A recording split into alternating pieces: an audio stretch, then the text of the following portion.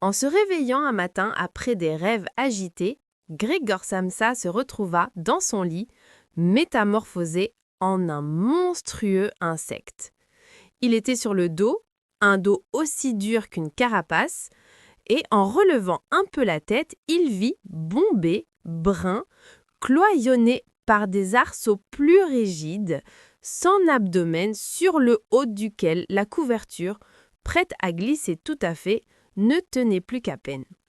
Ses nombreuses pattes, lamentablement grêles par comparaison avec la corpulence qu'il avait, par ailleurs, grouillaient désespérément sous ses yeux.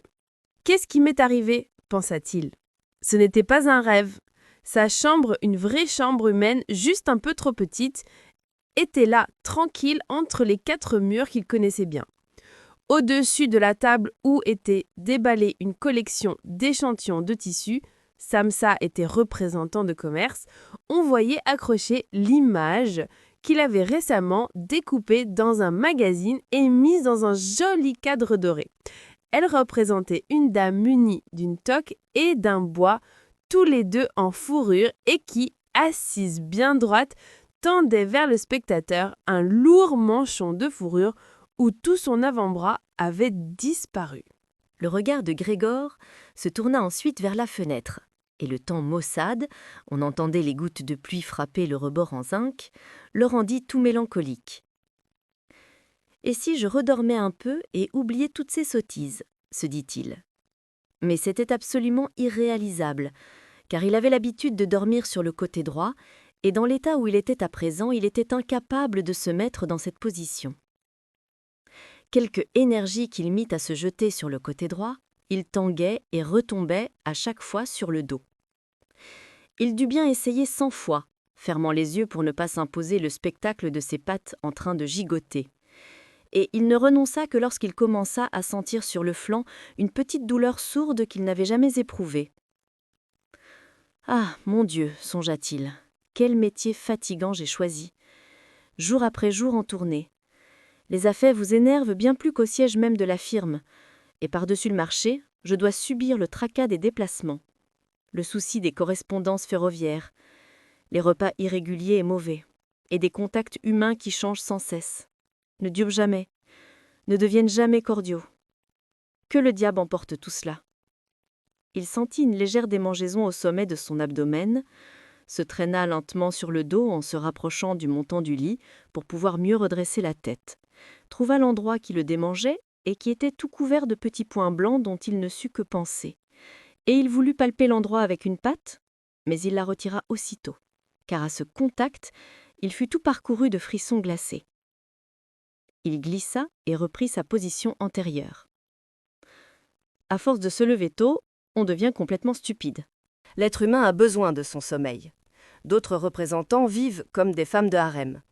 Quand, par exemple, moi je rentre à l'hôtel dans le courant de la matinée pour transcrire les commandes que j'ai obtenues, ces messieurs n'en sont encore qu'à prendre leur petit déjeuner.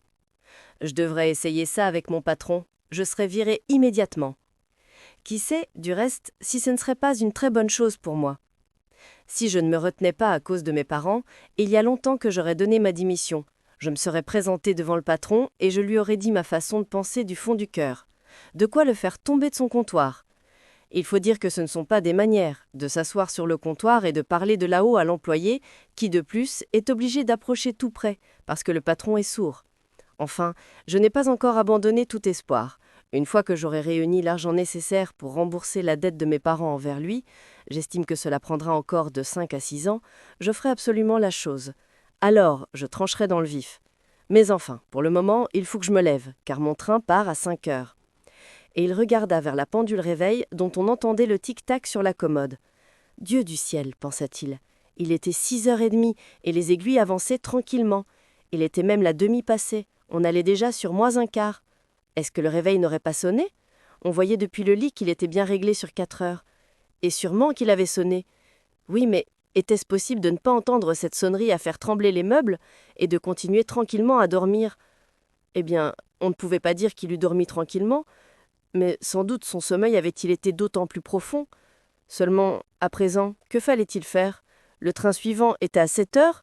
Pour l'attraper, il aurait fallu se presser de façon insensée, et la collection n'était pas remballée, et lui-même était loin de se sentir particulièrement frais et dispos, Et même s'il attrapait le train, cela ne lui éviterait pas de se faire passer un savon par le patron, car le commis l'aurait attendu au départ du train de 5 heures et aurait depuis longtemps prévenu de son absence. C'était une créature du patron, sans aucune dignité ni intelligence. Et s'il se faisait porter malade? Mais ce serait extrêmement gênant et suspect, car depuis 5 ans qu'il était dans cette place, pas une fois Grégor n'avait été malade. Sûrement que le patron viendrait accompagné du médecin de la caisse maladie, qu'il ferait des reproches à ses parents à cause de leur paresseux de fils, et qu'il couperait court à toute objection en se référant au médecin de la caisse, pour qui, par principe, il existe uniquement des gens en fort bonne santé, mais fainéants. Et du reste, en l'occurrence, aurait-il entièrement tort? Effectivement, à part cette somnolence vraiment superflue chez quelqu'un qui avait dormi longtemps, Grégor se sentait fort bien et avait même particulièrement faim. Tandis qu'il réfléchissait précipitamment à tout cela, sans pouvoir se résoudre à quitter son lit, la pendulette sonnait juste 6h15. On frappa précautionneusement à la porte qui se trouvait au chevet de son lit. « Grégor !» C'était sa mère qui l'appelait. « Il est 7h moins un quart. Est-ce que tu ne voulais pas prendre le train ?» La douce voix. Grégor prit peur en s'entendant le pondre.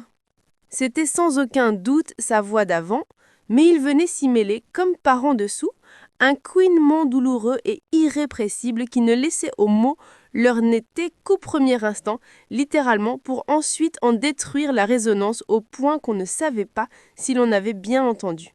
Grégor avait d'abord l'intention de répondre en détail et de tout expliquer, mais dans ces conditions, et se contenta de dire « Oui, oui, merci maman, je me lève ». Sans doute que la porte en bois évitait qu'on notât de l'extérieur le changement de sa voix, car sa mère fut rassurée par cette déclaration et s'éloigna d'un pas traînant. Mais ce petit échange de propos avait signalé aux autres membres de la famille que Grégor, contre toute attente, était encore à la maison. Et voilà que déjà à une des portes latérales, son père frappait doucement, mais du poing, en s'écriant « Grégor, Grégor, qu'est-ce qui se passe ?» Et au bout d'un petit moment, il répétait d'une voix plus grave et sur un ton de reproche « Grégor, Grégor !» Et derrière l'autre porte latérale, la sœur de Grégor murmurait d'un ton plaintif « Grégor, est-ce qu'il va pas prendre le train de le 5 heures ?»« Grégor, tu ne te sens pas bien? Tu as besoin de quelque chose ?» À l'un comme à l'autre, Grégor répondit « Je vais avoir fini », en s'imposant la diction la plus soignée, et en ménageant de longues pauses entre chaque mot, afin que sa voix n'eût rien de bizarre.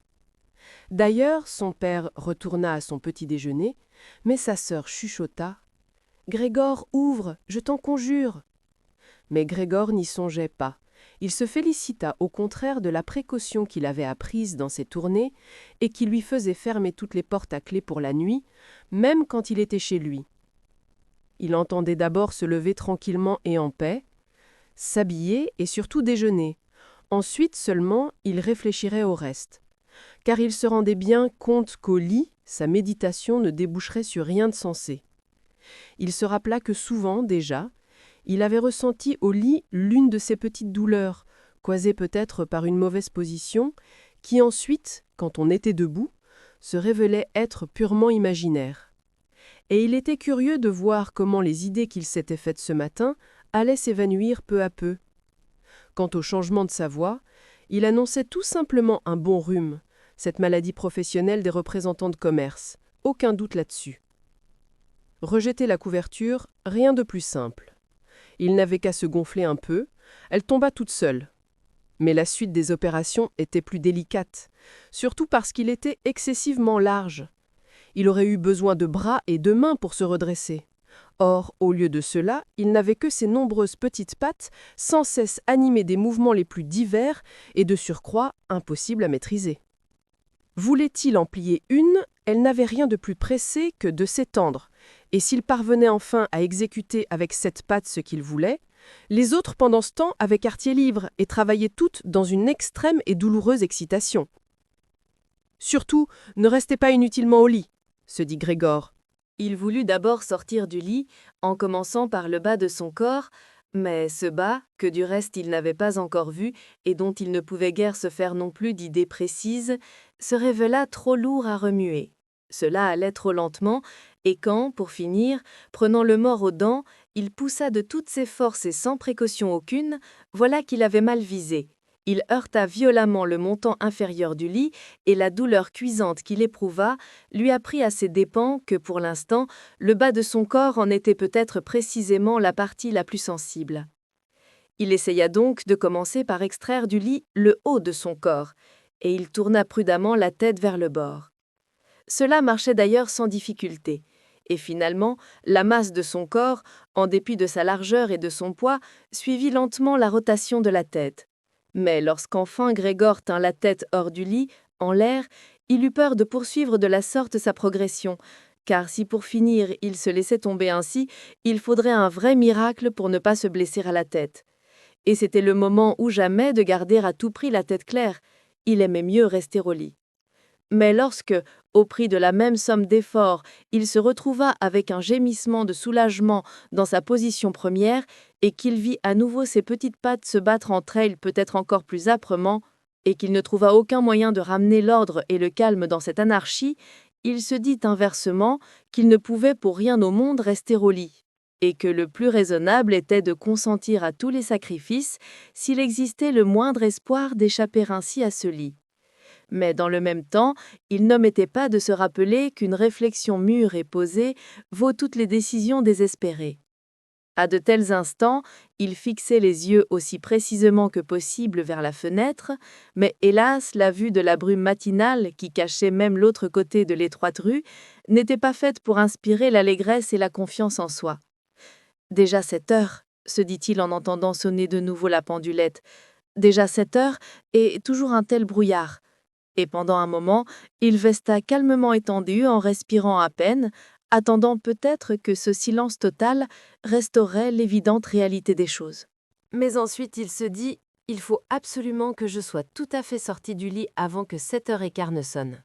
D'ailleurs, d'ici là, il viendra quelqu'un de la Charité pour s'enquérir de moi, car ils ouvrent avant 7h. » Et il entreprit dès lors de basculer son corps hors du lit de tout son long et d'un seul coup. S'il se laissait tomber de la sorte, on pouvait présumer que la tête qu'il allait dresser énergiquement demeurerait intacte. Le dos semblait dur, lui n'aurait sans doute rien en tombant sur le tapis. Ce qui ennuyait le plus Grégor, c'était la crainte du bruit retentissant que cela produirait immanquablement et qui sans doute susciterait, de l'autre côté de toutes les portes, sinon l'effroi, du moins des inquiétudes. Mais il fallait prendre le risque. Quand Grégor dépassa déjà à moitié du lit, la nouvelle méthode était plus un jeu qu'un effort pénible. Il lui suffisait de se balancer sans arrêt en se redonnant de l'élan. Il songea soudain combien tout eût été simple si on était venu l'aider. 2 personnes robustes, il pensait à son père et à la bonne, y auraient parfaitement suffi. Elle n'aurait eu qu'à glisser leurs bras sous son dos bombé, à le détacher de la gangue du lit, à se baisser avec leur fardeau, et ensuite, uniquement, à le laisser avec précaution opérer son rétablissement sur le sol, où dès lors on pouvait espérer que les petites pattes auraient enfin un sens. Mais sans compter que les portes étaient fermées à clé, aurait-il fallu vraiment appeler à l'aide ? À cette idée, en dépit de tout son désarroi, il ne put réprimer un sourire. Il en était déjà au point où, en accentuant son balancement, il était près de perdre l'équilibre, et il lui fallait très vite prendre une décision définitive, car il ne restait que 5 minutes jusqu'à 7h15. C'est alors qu'on sonna à la porte de l'appartement. « C'est quelqu'un de la firme », se dit-il, presque pétrifié, tandis que ses petites pattes n'en dansaient que plus frénétiquement. L'espace d'un instant, tout resta silencieux. « Il n'ouvre pas », se dit Grégor, obnubilé par quelque espoir insensé. Mais alors, naturellement, comme toujours, la bonne alla d'un pas ferme jusqu'à la porte et ouvrit. Grégor n'eut qu'à entendre la première parole de salutation prononcée par le visiteur pour savoir aussitôt qui c'était, le fondé de pouvoir en personne. Pourquoi diable Grégor était-il condamné à travailler dans une entreprise où, à la moindre incartade, on vous soupçonnait du pire ? Les employés n'étaient-ils donc tous qu'une bande de salopards ? N'y avait-il parmi eux pas un seul serviteur fidèle et dévoué, à qui la seule idée d'avoir manqué, ne fût-ce que quelques heures de la matinée, inspirait de tels remords qu'il en perdait la tête et n'était carrément plus en état de sortir de son lit ? Est-ce que vraiment il ne suffisait pas d'envoyer aux nouvelles un petit apprenti, si tant est que ce chicanerie fût indispensable. Fallait-il que le fondé de pouvoir vînt en personne et que du même coup l'on manifestât à toute l'innocente famille que l'instruction de cette ténébreuse affaire ne pouvait être confiée qu'à l'intelligence du fondé de pouvoir. Et c'est plus l'excitation résultant de ces réflexions que le fruit d'une véritable décision qui fit que Grégor se jeta de toutes ses forces hors du lit. Il en résulta un choc sonore, mais pas vraiment un bruit retentissant. La chute fut un peu amortie par le « il de la tourna » et, sous le coup de la contrariété et de la douleur, la frotta. « Il y a quelque chose qui vient de tomber là-dedans », dit le fondé de pouvoir dans la chambre de gauche. Grégor essaya de s'imaginer si pareille mésaventure ne pourrait pas arriver un jour au fondé de pouvoir. De fait, il fallait convenir que ce n'était pas là une éventualité à exclure. Mais voilà que, comme pour répondre brutalement à cette interrogation, le fondé de pouvoir faisait dans la chambre attenante quelques pas résolus, en faisant craquer ses bottines vernies. De la chambre de droite, la sœur de Grégor le mettait au courant en chuchotant « Grégor, le fondé de pouvoir est là !»« Je sais !» dit Grégor à la cantonade, mais sans oser forcer suffisamment la voix pour que sa sœur pût l'entendre. « Grégor !» dit alors son père dans la chambre de gauche. « Monsieur le fondé de pouvoir est là et demande pourquoi tu n'as pas pris le premier train. Nous ne savons que lui dire. Du reste, il souhaite te parler personnellement. Donc, ouvre ta porte, je te prie. Il aura sûrement la bonté d'excuser le désordre de ta chambre. »« Bonjour, monsieur Samsa, » lança alors aimablement le fondé de pouvoir. « Il ne se sent pas bien, » lui dit la mère de Grégor sans attendre que son père eût fini de parler derrière sa porte. « Il ne se sent pas bien, croyez-moi, monsieur le fondé de pouvoir. Sinon, comment Grégor raterait-il un train ? Ce garçon n'a que son métier en tête. C'est au point que je suis presque fâchée qu'il ne sorte jamais le soir. Tenez, cela fait 8 jours qu'il n'a pas eu de tournée et il était tous les soirs à la maison. Il reste alors assis à la table familiale et lit le journal en silence, ou bien étudie les horaires des trains. C'est déjà pour lui une distraction que de manier la scie à découper. Ainsi, en 2 ou 3 soirées, il a par exemple confectionné un petit cadre. Vous serez étonné de voir comme il est joli. Il est accroché là dans sa chambre. Vous le verrez dès que Grégor aura ouvert. Je suis d'ailleurs bien contente que vous soyez là, monsieur le fondé de pouvoir. À nous seuls, nous n'aurions pas pu persuader Grégor d'ouvrir sa porte. Il est si entêté. Et il ne se sent sûrement pas bien, quoiqu'il ait affirmé le contraire ce matin. J'arrive tout de suite, dit Grégor lentement et posément, sans bouger pour autant, afin de ne pas perdre un mot de la conversation. Je ne vois pas non plus d'autre explication, chère madame, disait le fondé de pouvoir. Espérons que ce n'est rien de grave, encore que nous autres gens d'affaires, je dois le dire, soyons bien souvent contraints de, hélas ou heureusement, comme on veut, de faire tout bonnement passer nos obligations professionnelles avant une légère indisposition. Alors, est-ce que M, le fondé de pouvoir, peut venir te voir maintenant ? Demanda impatiemment le père en frappant de nouveau à la porte. Non, dit Grégor. Il s'ensuivit un silence embarrassé dans la chambre de gauche, et dans la chambre de droite, la sœur se mit à sangloter. Pourquoi sa sœur ne rejoignait-elle donc pas les autres ? Sans doute venait-elle tout juste de se lever et n'avait-elle pas même commencé à s'habiller. Et pourquoi donc pleurait-elle ? Parce qu'il ne se levait pas et ne laissait pas entrer le fondé de pouvoir ? Parce qu'il risquait de perdre son emploi et qu'alors le patron recommencerait à tourmenter leurs parents avec ses vieilles créances ? Mais c'était là pour le moment des soucis bien peu fondés. Grégor était toujours là et ne songeait pas le moins du monde à quitter sa famille. Pour l'instant, il était étendu là sur le tapis et personne, connaissant son état, n'aurait sérieusement exigé de lui qu'il reçût le fondé de pouvoir.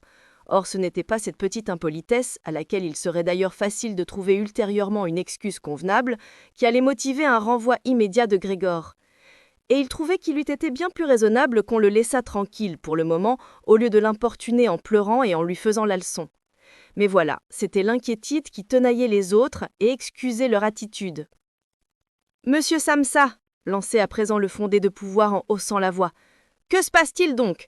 Vous vous barricadez dans votre chambre, vous ne répondez que par oui et par non, vous causez de graves et inutiles soucis à vos parents et, soit dit en passant, vous manquez à vos obligations professionnelles d'une façon proprement inouïe. Je parle ici au nom de vos parents et de votre patron, et je vous prie solennellement de bien vouloir fournir une explication immédiate et claire. Je m'étonne. Je vous voyais comme quelqu'un de posé, de sensé, et il semble soudain que vous vouliez vous mettre à faire étalage de surprenants caprices. Le patron ce matin me suggérait bien une explication possible de vos négligences. Elle touchait les encaissements qui vous ont été récemment confiés, mais en vérité je lui ai presque donné ma parole que cette explication ne pouvait être la bonne. Mais à présent je vois votre incompréhensible obstination, et cela m'ôte toute espèce d'envie d'intervenir le moins du monde en votre faveur. Et votre situation n'est pas des plus assurées, loin de là.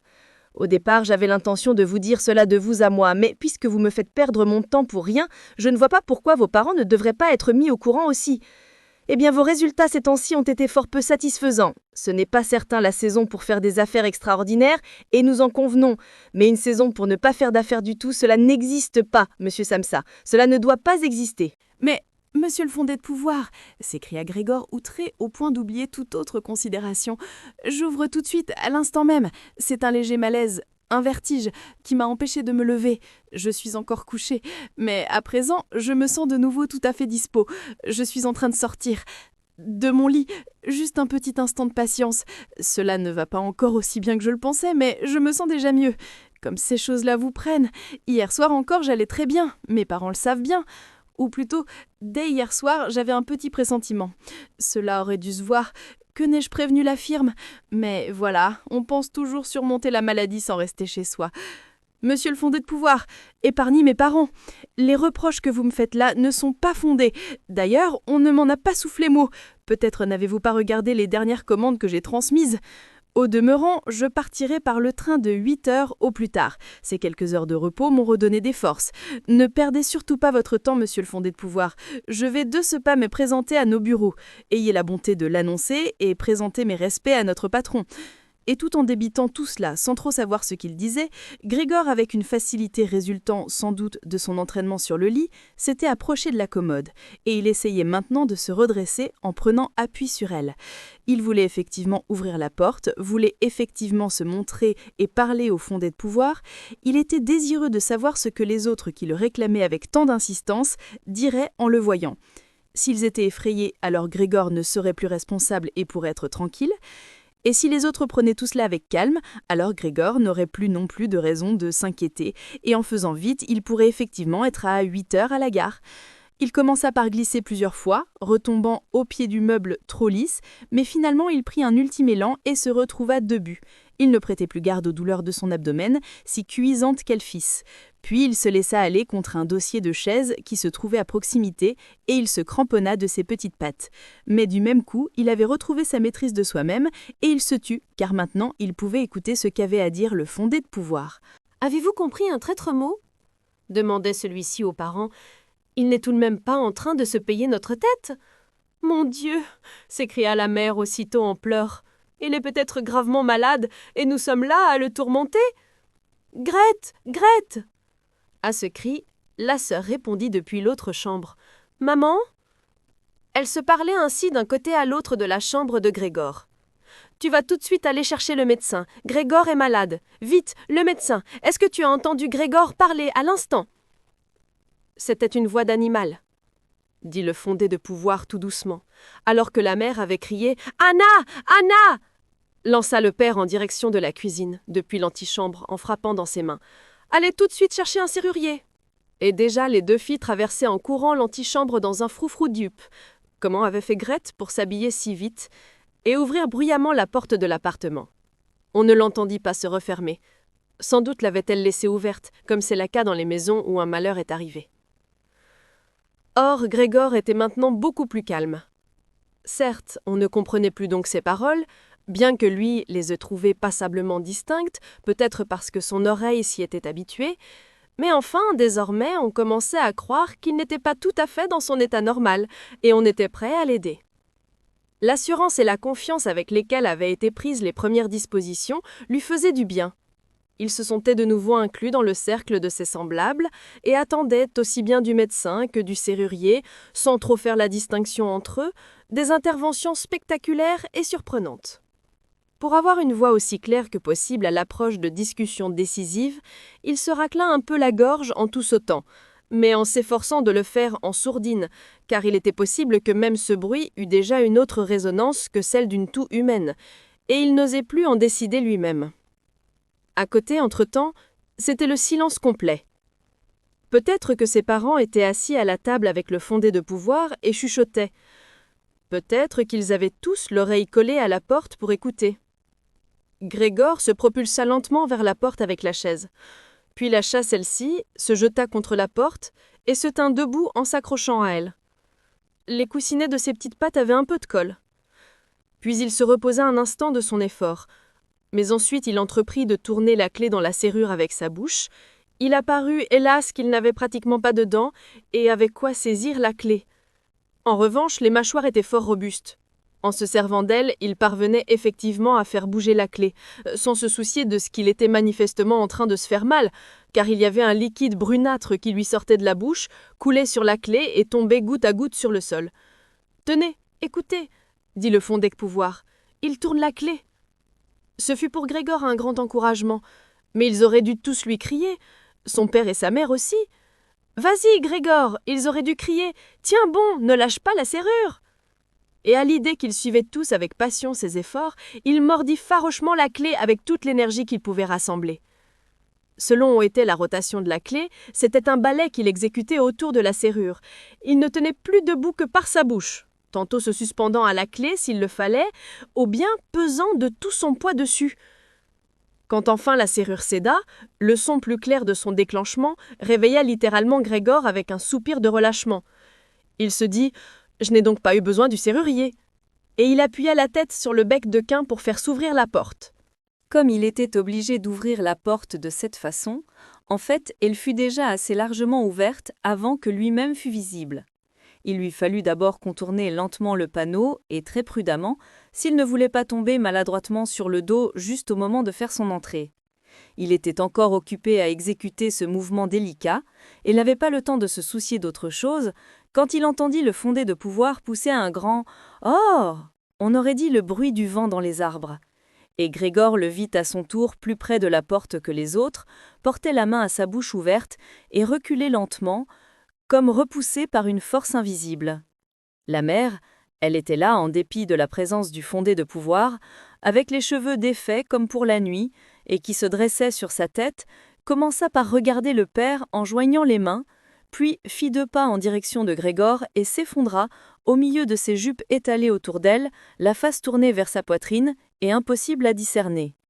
Le père serra de poing d'un air hostile comme s'il voulait repousser Grégor dans sa chambre, puis regarda la pièce autour de lui d'un air égaré. Puis se cacha les yeux derrière ses mains et se mit à pleurer tellement que sa puissante poitrine tressauta. On peut n'être pas en état de travailler momentanément, et c'est le moment ou jamais de se rappeler ce qui a été accompli naguère et de considérer qu'une fois l'obstacle écarté, l'on en travaillera ensuite avec d'autant plus de zèle et de concentration. Tant de choses me lient à notre patron, vous le savez fort bien. D'autre part, j'ai le souci de mes parents et de ma sœur. Je me trouve coincé, mais je m'en tirerai. Seulement, ne me rendez pas les choses plus difficiles qu'elles ne le sont. Prenez mon parti au bureau. Le représentant n'est pas aimé, je sais. On s'imagine qu'il gagne une fortune et qu'il a la belle vie. C'est qu'on n'a pas de raison particulière de réviser ce préjugé. Mais vous, monsieur le fondé de pouvoir, vous avez de la situation une meilleure vue d'ensemble que le reste du personnel, et même, soit dit entre nous, que le patron lui-même, qui en sa qualité de chef d'entreprise, laisse aisément infléchir son jugement au détriment de l'employé. Vous savez aussi fort bien que le représentant, éloigné des bureaux presque toute l'année, est facilement victime des ragots, des incidents fortuits et des réclamations sans fondement contre lesquels il lui est tout à fait impossible de se défendre, étant donné que généralement il n'en a pas vent et n'en ressent les cuisantes conséquences, sans plus pouvoir en démêler les causes, que lorsqu'il rentre épuisé de ses tournées. Monsieur le fondé de pouvoir, ne partez pas sans m'avoir dit un mot qui montre qu'au moins pour une petite part vous me donnez raison. Mais dès les premiers mots de Grégor, le fondé de pouvoir s'était détourné et ne l'avait plus regardé qu'avec une moue de dégoût que par-dessus son épaule convulsivement crispée. Et tout le temps que Grégor parlait, il ne se tint pas un instant immobile, mais, sans quitter Grégor des yeux, battit en retraite vers la porte, et ce, très progressivement, comme si quelque loi secrète interdisait de quitter la pièce. Il était déjà dans l'antichambre, et, au mouvement brusque qu'il eut pour faire son dernier pas hors de la pièce, on aurait pu croire qu'il venait de se brûler la plante du pied. et dans l'antichambre, il tendit la main droite aussi loin que possible en direction de l'escalier, comme s'il attendait là-bas une délivrance proprement surnaturelle. Grégor se rendit compte qu'il ne fallait à aucun prix laisser partir le fondé de pouvoir dans de telles dispositions, s'il ne voulait pas que sa position dans la firme fût extrêmement compromise. Ses parents ne comprenaient pas tout cela aussi bien. Tout au long des années, il s'était forgé la conviction que dans cette firme, l'avenir de Grégor était à jamais assuré. Et du reste, ils étaient à ce point absorbés par leurs soucis du moment qu'ils avaient perdu toute capacité de regarder vers le futur. Grégor, lui, regardait vers le futur. Il fallait retenir le fondé de pouvoir, l'apaiser, le convaincre, et finalement le gagner à sa cause, car enfin, l'avenir de Grégor et de sa famille en dépendait. Si seulement sa sœur avait été là, elle au moins était perspicace. Elle avait pleuré tandis que Grégor était encore tranquillement couché sur le dos. Et le fondé de pouvoir, cet homme à femme, se serait sûrement laissé manœuvrer par elle. Elle aurait refermé la porte de l'appartement et dans l'antichambre, elle l'aurait fait revenir de sa frayeur. Mais sa sœur n'était justement pas là. Il fallait que Grégor agisse lui-même. Et sans songer qu'il ignorait tout de ses actuelles capacités de déplacement, sans songer non plus qu'éventuellement, et même probablement, son discours une fois de plus n'avait pas été compris, il s'écarta du battant de la porte, se propulsa par l'ouverture, voulut s'avancer vers le fondé de pouvoir qui déjà, sur le palier, se cramponnait ridiculement des deux mains à la rampe, mais aussitôt, cherchant à quoi se tenir, il retomba avec un petit cri sur toutes ses petites pattes. Dès que ce fut fait, il ressentit pour la première fois de la matinée une sensation de bien-être. Les petites pattes reposaient fermement sur le sol, elles obéissaient parfaitement, comme il le nota avec plaisir, elles ne demandaient même qu'à le porter où il voudrait, et il avait déjà l'impression que la guérison définitive de ses maux était imminente. Mais à l'instant même où, réprimant en oscillant son envie de se déplacer, il se trouvait ainsi étendu sur le sol non loin de sa mère et face à elle, voici que tout d'un coup, alors qu'elle paraissait complètement prostrée, elle bondit sur ses pieds, bras tendus et doigts écartés, criant « Au secours! Au nom du ciel! Au secours !» penchant la tête comme pour mieux voir Grégor, mais en même temps, au contraire, reculant absurdement à toute allure, oubliant qu'elle avait derrière elle la table dressée, et, une fois contre elle, s'y asseyant à la hâte comme par distraction, et ne semblant pas remarquer qu'à côté d'elle, la grande cafetière renversée inondait le tapis d'un flot de café. « Maman, maman !» dit doucement Grégor en la regardant d'en bas. Le fondé de pouvoir lui était sorti de l'esprit pour un instant. En revanche, à la vue du café qui coulait, il ne put empêcher ses mâchoires de happer dans le vide à plusieurs reprises, ce qui, de rechef, fit pousser les hauts cris à sa mère qui s'enfuit de la table et alla tomber dans les bras du père qui se précipitait vers elle. Mais Grégor n'avait plus le temps de s'occuper de ses parents. Le fondé de pouvoir était déjà dans l'escalier. Le menton sur la rampe, il jetait un dernier regard derrière lui. Grégor prit son élan pour être bien sûr de le rattraper. Le fondé de pouvoir dut se douter de quelque chose, car d'un bond il descendit plusieurs marches et disparut, mais on l'entendit encore pousser un « ou » qui retendit dans toute la cage d'escalier. Malheureusement, cette suite du fondé de pouvoir parut mettre le père, resté jusque-là relativement maître de lui, dans un état de totale confusion, car au lieu de courir lui-même derrière le fondé de pouvoir, ou du moins de ne pas empêcher Grégor de le faire, il empoigna de la main droite la canne que le fuyard avait abandonnée sur une chaise, avec son chapeau et son pardessus, attrapa de la main gauche un grand journal qui était posé sur la table, et entreprit, en tapant des pieds et en brandissant canne et journal, de chasser Grégor et de le faire rentrer dans sa chambre. Les prières de Grégor n'y changèrent rien. Ses prières restèrent d'ailleurs incomprises, si humblement qu'il inclina la tête. Son père n'en tapait du pied que plus fort. À l'autre bout de la pièce, sa mère avait ouvert toute grande une fenêtre en dépit du temps froid, et s'y penchait dangereusement en se cachant le visage dans les mains. Depuis la rue et l'escalier, il se créa un fort courant d'air. Les rideaux volèrent, sur la table les journaux se froissèrent et s'effeuillèrent sur le sol. Son père repoussait Grégor implacablement en émettant des sifflements de sauvage. Seulement Grégor n'avait encore aucun entraînement pour marcher à reculons. Cela allait vraiment très lentement. Si seulement il avait eu la permission de se retourner, il aurait tout de suite été dans sa chambre. Mais il craignait d'impatienter son père en perdant du temps à se retourner, et d'un instant à l'autre, la canne, dans la main paternelle, le menaçait d'un coup meurtrier sur le dos ou sur la tête. Mais finalement, Grégor n'eut tout de même pas le choix, car il s'aperçut avec effroi qu'en marche arrière, il ne savait même pas garder sa direction. Il se mit donc, sans cesser de jeter par côté à son père des regards angoissés, à se retourner aussi promptement que possible, mais en réalité fort lentement. Peut-être son père remarqua-t-il sa bonne volonté, car il s'abstint de le déranger dans sa rotation, qu'il guida de temps à autre de loin avec le bout de sa canne. Si seulement son père n'avait pas produit ces sifflements insupportables.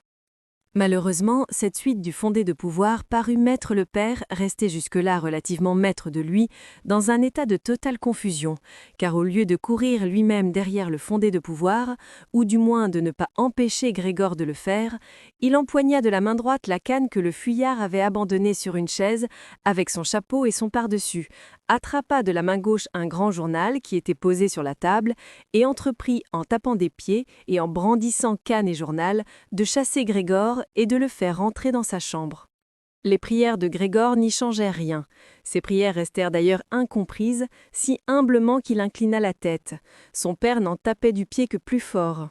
À l'autre bout de la pièce, sa mère avait ouvert toute grande une fenêtre en dépit du temps froid, et s'y penchait dangereusement en se cachant le visage dans les mains. Depuis la rue et l'escalier, il se créa un fort courant d'air. Les rideaux volèrent, sur la table les journaux se froissèrent et s'effeuillèrent sur le sol. Son père repoussait Grégor implacablement en émettant des sifflements de sauvage. Seulement Grégor n'avait encore aucun entraînement pour marcher à reculons. Cela allait vraiment très lentement. Si seulement il avait eu la permission de se retourner, il aurait tout de suite été dans sa chambre. Mais il craignait d'impatienter son père en perdant du temps à se retourner, et d'un instant à l'autre, la canne, dans la main paternelle, le menaçait d'un coup meurtrier sur le dos ou sur la tête. Mais finalement, Grégor n'eut tout de même pas le choix, car il s'aperçut avec effroi qu'en marche arrière, il ne savait même pas garder sa direction. Il se mit donc, sans cesser de jeter par côté à son père des regards angoissés, à se retourner aussi promptement que possible, mais en réalité fort lentement. Peut-être son père remarqua-t-il sa bonne volonté, car il s'abstint de le déranger dans sa rotation, qu'il guida de temps à autre de loin avec le bout de sa canne. Si seulement son père n'avait pas produit ces sifflements insupportables. Grégor en perdait complètement la tête. Il s'était déjà presque entièrement retourné quand, guettant toujours ses sifflements, il se trompa et fit plus que le demi-tour. Mais lorsque, enfin, il eut bien la tête en face de la porte ouverte, il apparut que son corps était trop large pour passer comme ça. Son père, dans les dispositions où il se trouvait, était naturellement à 100 lieues de songer, par exemple, à ouvrir le second battant pour que Grégor eût la place de passer. Il n'avait qu'une idée fixe, c'était que Grégor devait rentrer dans sa chambre aussi vite que possible. Jamais il ne l'aurait laissé exécuter les préparatifs compliqués qui auraient été nécessaires à Grégor pour se remettre debout et tenter de franchir ainsi la porte. Au contraire, comme s'il n'y avait pas eu d'obstacle, il pressa Grégor en faisant à présent particulièrement de bruit. Déjà, ce que Grégor entendait retentir derrière lui n'était plus seulement la voix d'un seul père. Maintenant, il n'était vraiment plus question de plaisanter, et Grégor, advienne que pourra, passa la porte en forçant. Son corps se releva d'un côté, il se trouva de biais dans l'ouverture de la porte, le flanc tout écorché, le blanc de la porte était maculé de vilaines taches, bientôt il fut coincé, et tout seul il n'aurait plus pu bouger. Ses petites pattes de l'autre côté étaient suspendues en l'air toutes tremblantes, de ce côté-ci, elles étaient douloureusement écrasées sur le sol. C'est alors que son père lui administra par derrière un coup violent et véritablement libérateur qui le fit voler jusqu'au milieu de sa chambre, saignant abondamment. Ensuite, la porte fit encore claquer d'un coup de canne, puis se fit enfin le silence. C'est seulement une fois arrivé près de la porte qu'il se rendit compte de ce qu'il avait attiré. C'était l'odeur de quelque chose de comestible. Car il y avait là une écuelle de lait sucré, où l'on avait coupé des morceaux de pain blanc. Pour un peu, il aurait ri de joie, car il avait encore plus faim que le matin, et il plongea aussitôt la tête dans ce lait, jusqu'aux yeux, ou presque. Mais il l'en retira bientôt avec déception. Non seulement il avait de la peine à manger, avec son flanc gauche meurtri, et il ne pouvait manger qu'à condition que son corps entier y travaillait en haletant, mais de surcroît le lait, qui était naguère sa boisson favorite, et c'était sûrement pour cela que sa sœur lui en avait apporté, ne lui disait plus rien, et ce fit même presque avec répugnance qu'il se détourna de l'écuelle et regagna en se traînant le centre de la chambre. Dans la salle de séjour, Grégor vit par la fente de la porte que l'éclairage au gaz était allumé. Mais à l'heure que d'habitude, c'était l'heure où son père lisait d'une voix forte à sa mère et parfois aussi à sa sœur le journal paraissant l'après-midi, on entendait cette fois pas le moindre son. Or, peut-être que cette lecture, dont sa sœur lui parlait toujours, y compris dans ses lettres, ne se pratiquait plus du tout ces derniers temps.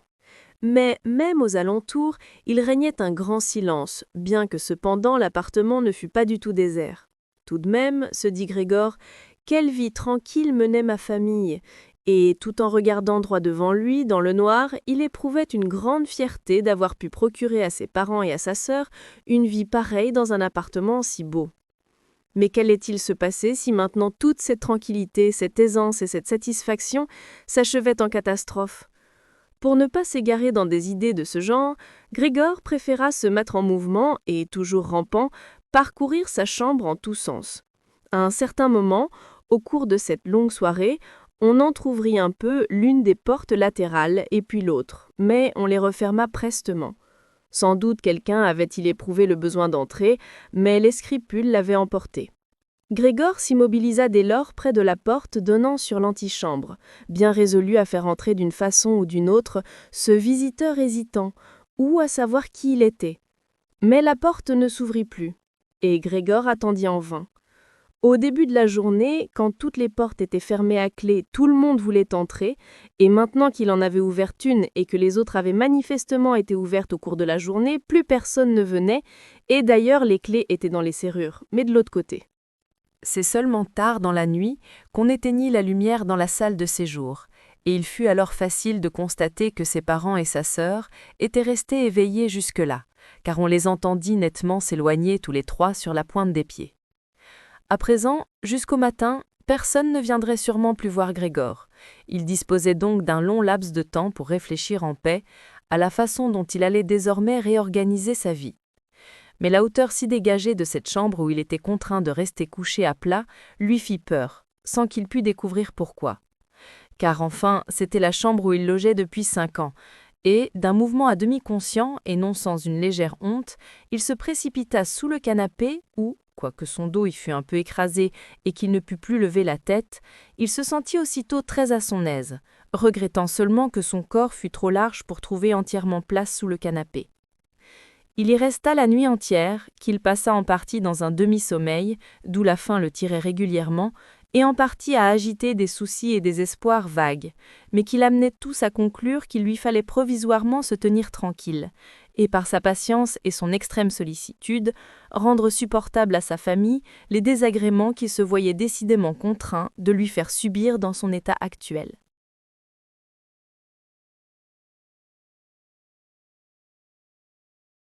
Dès le petit matin, c'était encore presque la nuit. Grégor eut l'occasion de vérifier la vigueur des résolutions qu'il venait de prendre, car sa sœur, presque entièrement habillée, ouvrait la porte de l'antichambre et regarda dans la chambre avec curiosité. Elle ne le découvrit pas tout de suite, mais quand elle l'aperçut sous le canapé, que diable, il fallait bien qu'il fût quelque part, il n'avait tout de même pas pu s'envoler. Elle en eut une telle frayeur que, sans pouvoir se contrôler, elle referma la porte de l'extérieur en la claquant à toute volée. Mais comme si elle regrettait de s'être conduite ainsi, elle ouvrit de nouveau la porte aussitôt et entra sur la pointe des pieds, comme chez un grand malade, voire chez un inconnu. Grégor avait avancé sa tête jusqu'au ras du canapé et l'observait. Allait-elle remarquer qu'il n'avait pas touché au lait et que ce n'était pas faute d'appétit, et lui apporterait-elle un autre aliment qui lui conviendrait mieux ? Dès le petit matin, c'était encore presque la nuit, Grégor eut l'occasion de vérifier la vigueur des résolutions qu'il venait de prendre, car sa sœur, presque entièrement habillée, ouvrit la porte de l'antichambre et regarda dans la chambre avec curiosité. Elle ne le découvrit pas tout de suite, mais quand elle l'aperçut sous le canapé, que diable, il fallait bien qu'il fût quelque part, il n'avait tout de même pas pu s'envoler, elle en eut une telle frayeur que, sans pouvoir se contrôler, elle referma la porte de l'extérieur en la claquant à toute volée. Mais, comme si elle regrettait de s'être conduite ainsi, elle ouvrit de nouveau la porte aussitôt, et entra sur la pointe des pieds, comme chez un grand malade, voire chez un inconnu. Grégor avait avancé la tête jusqu'au ras du canapé et l'observait.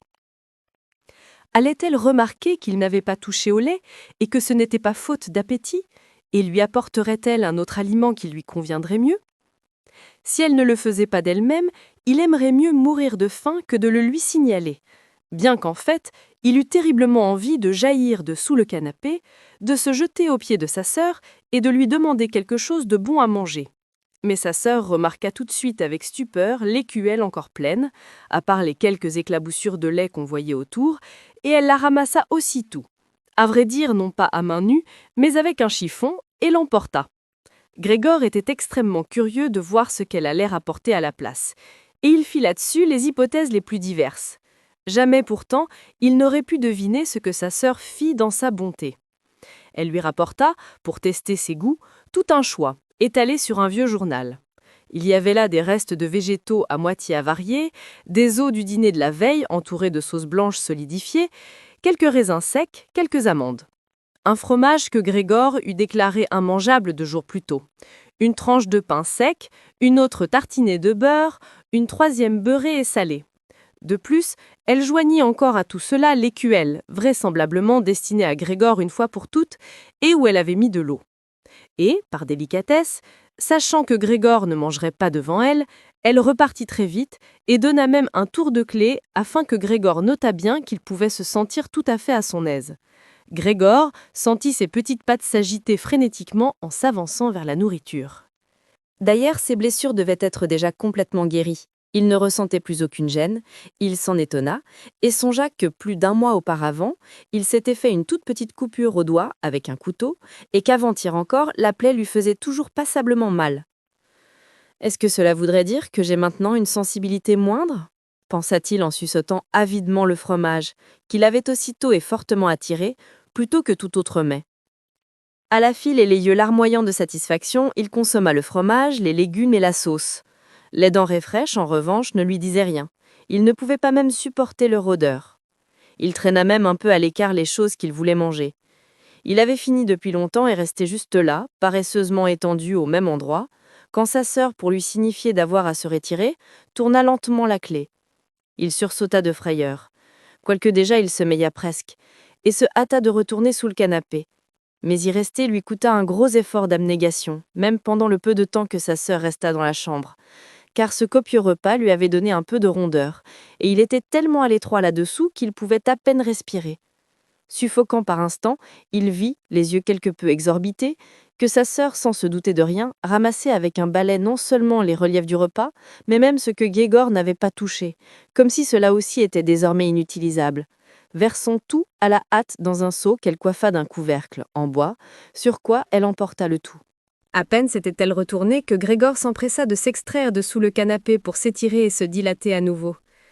C'est ainsi désormais que Grégor fut alimenté chaque jour.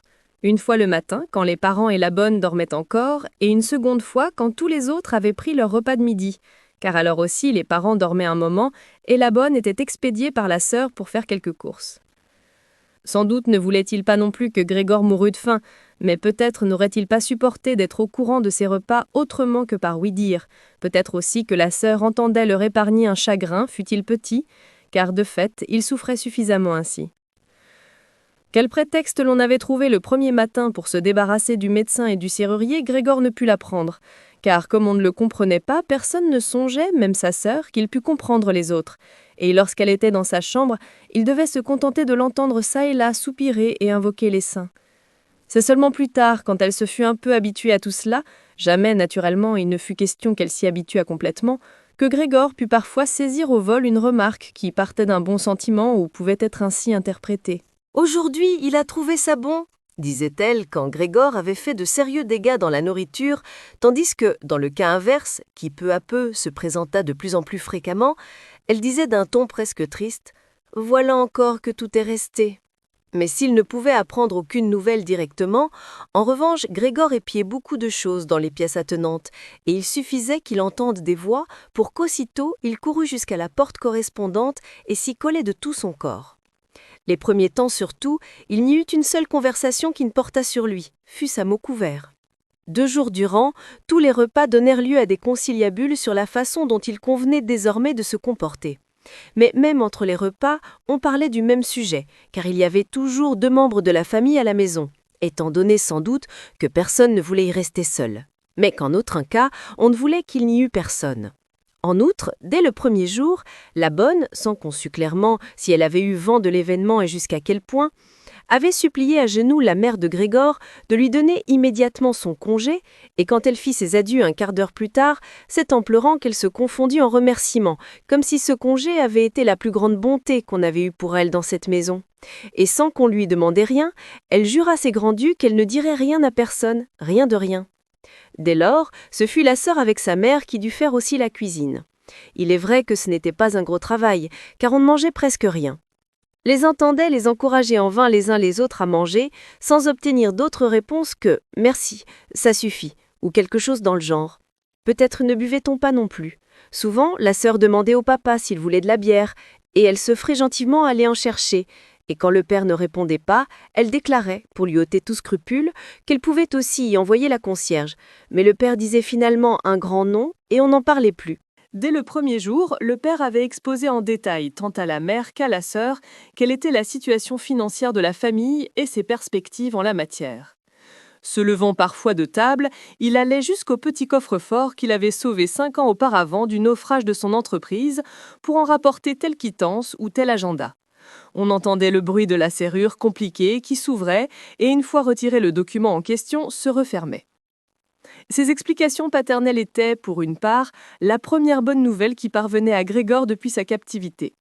Il avait cru qu'il n'était rien resté à son père de cette entreprise, du moins son père ne lui avait-il pas dit le contraire, et Grégor ne l'avait d'ailleurs pas interrogé là-dessus. À l'époque, l'unique souci de Grégor avait été de tout mettre en œuvre pour que sa famille oublie le plus rapidement possible la catastrophe commerciale qui les avait tous plongés dans un complet désespoir. Il s'était alors mis à travailler avec une ardeur toute particulière, et, de petit commis qu'il était, presque du jour au lendemain, il était devenu représentant, ce qui offrait naturellement de toute autre possibilité de gain. Les succès remportés se traduisaient aussitôt, sous forme de provisions, en argent liquide qu'on pouvait rapporter à la maison et poser sur la table sous les yeux de la famille étonnée et ravie. C'était le bon temps. Mais jamais cette première période ne se retrouva par la suite, du moins avec le même éclat, quoique Grégor se mit à gagner de quoi subvenir aux besoins de toute la famille, ce qu'il faisait effectivement. On s'était tout bonnement habitué à cela, aussi bien la famille que Grégor lui-même. On acceptait cet argent avec reconnaissance, Grégor le fournissait de bon cœur, mais les choses n'avaient plus rien de chaleureux. Seule la sœur de Grégor était tout de même restée proche de lui, et il caressait un projet secret à son égard. Elle qui, contrairement à lui, aimait beaucoup la musique et jouait du violon de façon émouvante, il voulait l'an prochain, sans se soucier des gros frais que cela entraînerait et qu'on saurait bien couvrir d'une autre matière, l'envoyer au conservatoire. Souvent, lors des brefs séjours que Grégor faisait dans la ville, ce conservatoire était évoqué dans ses conversations avec sa sœur, mais toujours comme un beau rêve dont la réalisation était impensable. Et les parents n'entendaient même pas ces évocations innocentes d'une très bonne oreille. Mais Grégor pensait très sérieusement à cette affaire et avait l'intention de l'annoncer solennellement le soir de Noël.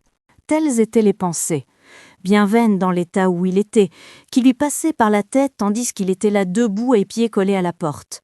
Parfois, il était pris d'une fatigue si générale qu'il n'était plus capable d'écouter et que sa tête allait heurter doucement la porte.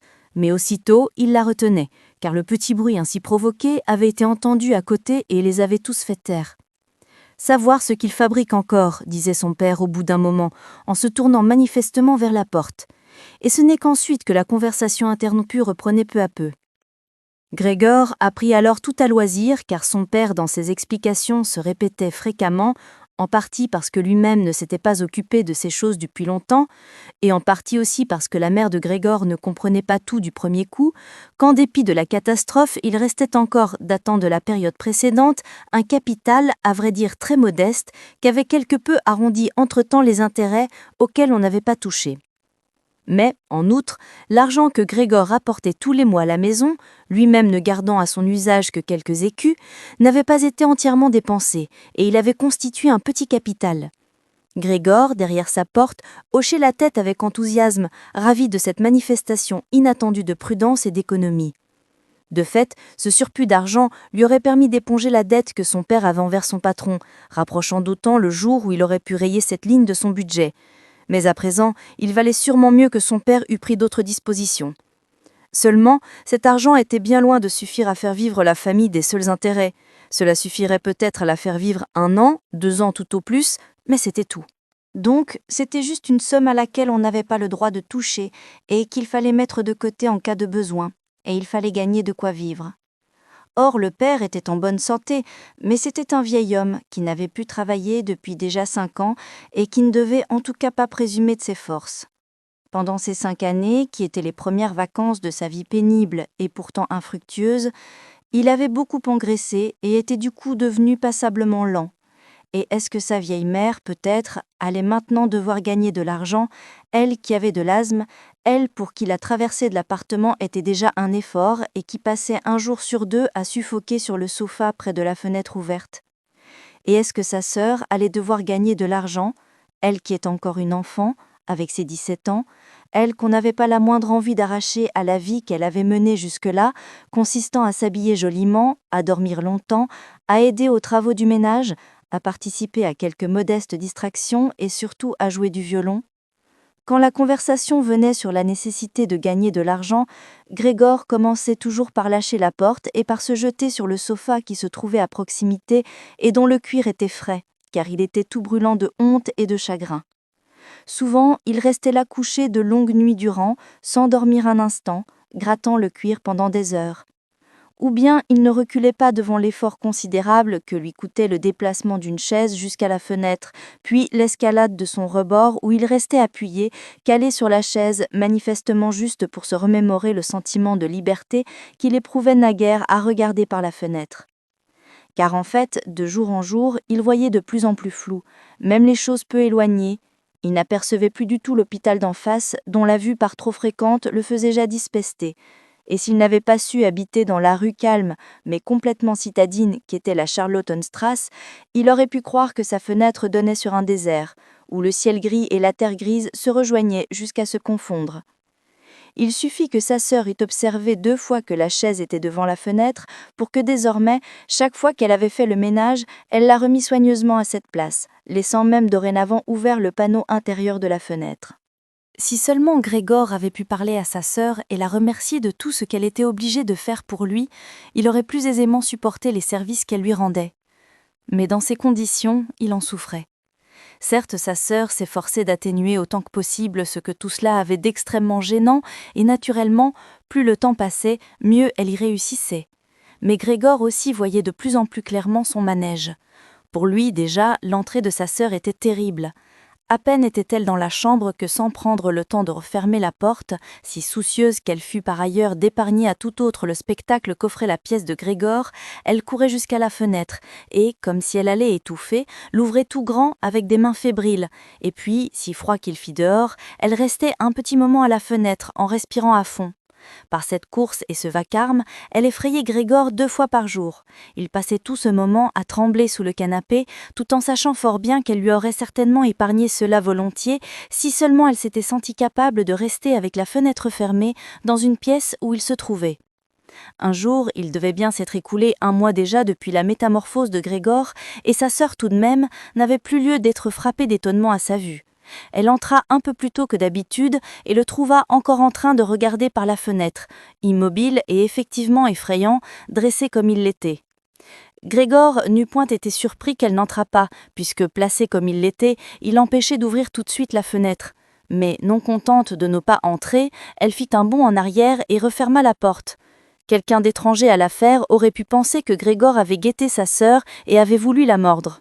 Naturellement, il alla aussitôt se cacher sous le canapé, mais il dut attendre jusqu'à midi pour que sa sœur revienne, et elle lui parut beaucoup plus inquiète que d'habitude.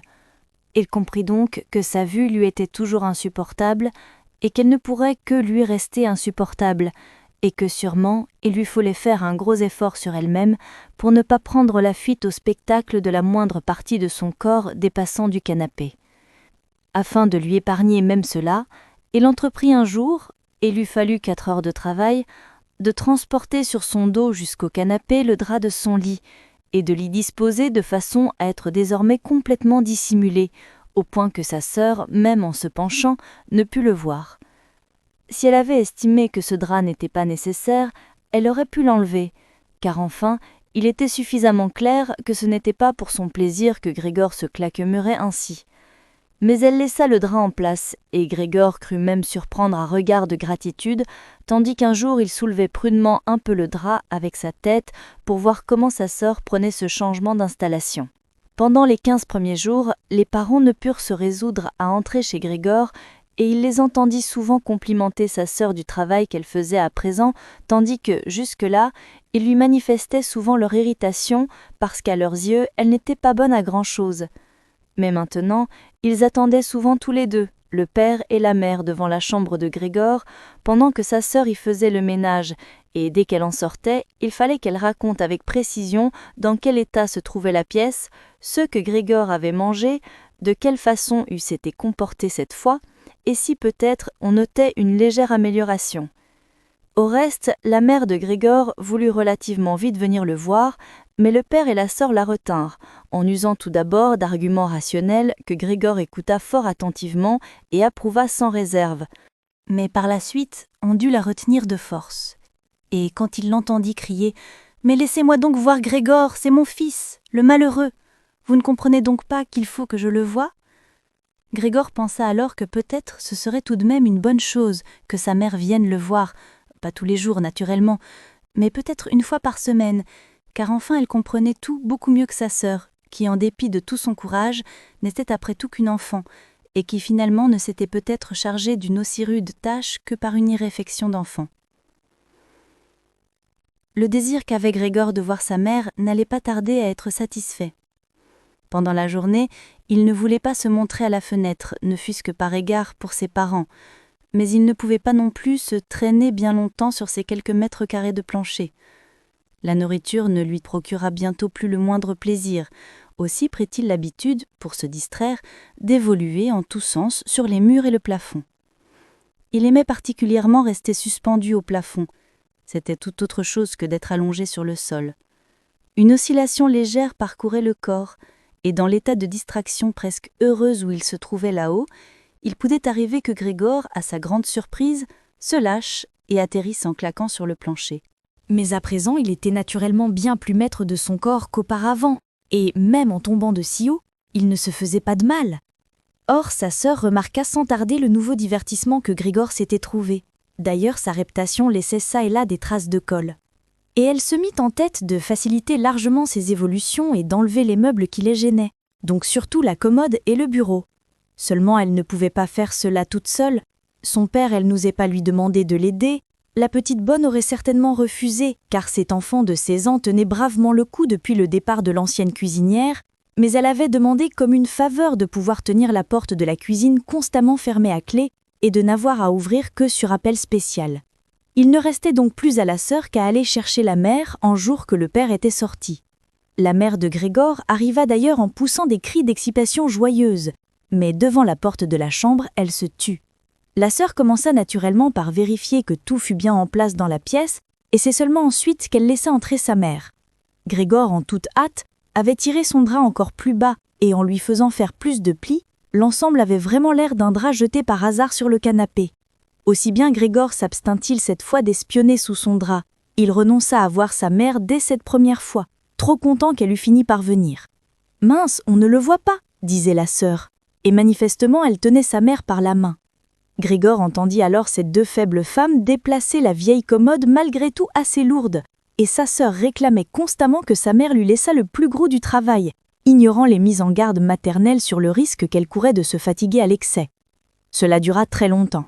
Après un bon quart d'heure d'efforts, la mère déclara qu'il valait mieux laisser la commode là, car d'abord elle était trop lourde et elle n'en viendrait pas à bout avant le retour du père, barrant alors tous les chemins à Grégor en la laissant en plein milieu, et ensuite il n'était pas si sûr qu'on fît plaisir à Grégor en enlevant ses meubles. Elle avait plutôt l'impression inverse, elle avait le cœur tout serré en voyant ce mur vide, et pourquoi Grégor n'aurait-il pas le même sentiment, puisqu'il était habitué de longue date aux meubles de cette chambre, et que par conséquent il se sentirait perdu quand elle serait vide. Et d'ailleurs, conclut-elle tout bas, chuchotant plus que jamais, comme pour éviter que Grégor, dont elle ne savait pas où il se trouvait précisément, n'entendît même le son de sa voix, car pour les mots elle était convaincue qu'il ne les comprenait pas. Et d'ailleurs, en enlevant ces meubles, est-ce que nous ne sommes pas en train de montrer que nous abandonnons tout espoir qu'il aille mieux et de le laisser cruellement seul avec lui-même ? Je crois que le mieux serait d'essayer de maintenir sa chambre dans l'état exact où elle était, afin que Grégor, lorsqu'il reviendra parmi nous, trouve tout inchangé et qu'il en oublie d'autant plus facilement cette période. » En écoutant ces paroles de sa mère, Grégor se rendit compte que le manque de toute conversation humaine directe, allié à cette vie monotone au sein de sa famille, lui avait sûrement troublé l'esprit tout au long de ces 2 mois, car comment s'expliquer autrement qu'il ait pu souhaiter sérieusement de voir sa chambre vidée ? Avait-il réellement envie que cette pièce douillette, agréablement installée avec des meubles de famille, se métamorphosât en un antre où il pourrait certes évoluer à sa guise en tous sens, mais où en même temps il ne pourrait qu'oublier rapidement totalement son passé d'être humain ? Car enfin il était déjà à 12 doigts de l'oubli, et il avait fallu la voix de sa mère, qu'il n'avait pas entendue depuis longtemps, pour le secouer. Il ne fallait rien enlever, tout devait rester. Les effets bénéfiques de ces meubles sur son état lui étaient indispensables. Et si les meubles l'empêchaient de se livrer à ces évolutions ineptes, ce ne serait pas un mal, ce serait au contraire une bonne chose. Mais sa sœur était malheureusement d'un avis différent. Elle avait pris l'habitude, non sans raison à vrai dire, de se poser en expert face à ses parents lorsqu'il s'agissait des affaires de Grégor, et cette fois encore, le conseil donné par sa mère suffit pour qu'elle s'obstinât à vouloir enlever non seulement les meubles auxquels elle avait d'abord pensé, la commode et le bureau, mais bien tous les meubles, à l'exception de l'indispensable canapé. Naturellement, cette exigence n'était pas inspirée que par un mouvement enfantin de défi, ni par l'assurance qu'elle avait acquise ces derniers temps de façon aussi laborieuse qu'inopinée. De fait, elle avait aussi observé que Grégor avait besoin de beaucoup d'espace pour évoluer, mais qu'en revanche, pour ce qu'on voyait, il n'utilisait pas du tout les meubles. Mais peut-être que jouait aussi l'esprit exalté des jeunes filles de son âge. Il cherche à se satisfaire en toute occasion, et en l'occurrence, il inspirait à Grethe le désir de rendre encore plus effrayante la situation de Grégor, afin de pouvoir dès lors en faire plus pour lui qu'auparavant. Car dans une pièce où Grégor régnerait en maître sur les murs vides, personne d'autre que Grethe n'aurait sans doute jamais le courage de pénétrer. Aussi ne voulut-elle pas démordre de sa décision, malgré sa mère, que d'ailleurs cette chambre inquiétait et semblait faire hésiter, et qui bientôt se tut, aidant de son mieux sa fille à emporter la commode. Eh bien la commode, Grégor pouvait encore s'en passer à la rigueur, mais le bureau, déjà, devait rester. Et à peine les 2 femmes, se pressant en gémissant contre la commode, eurent-elles quitté la pièce que Grégor sortit la tête de sous le canapé pour voir comment il pourrait intervenir avec prudence et autant de discrétion que possible. Mais par malheur, ce fut justement sa mère qui revint la première, pendant que dans la pièce voisine, Grethe tenait la commode enlacée, parvenant juste à la faire osciller de ci de là, mais évidemment pas à la faire avancer. Or, la mère de Grégor n'était pas habituée à l'aspect qu'il avait, et qui aurait pu la rendre malade. Aussi, Grégor repartit-il bien vite en marche arrière jusqu'au fond du canapé, mais sans pouvoir empêcher que le drap bouge un peu au premier plan. Cela suffit pour attirer l'attention de sa mère. Elle s'immobilisa, resta figée un instant, puis repartit trouver Grethe.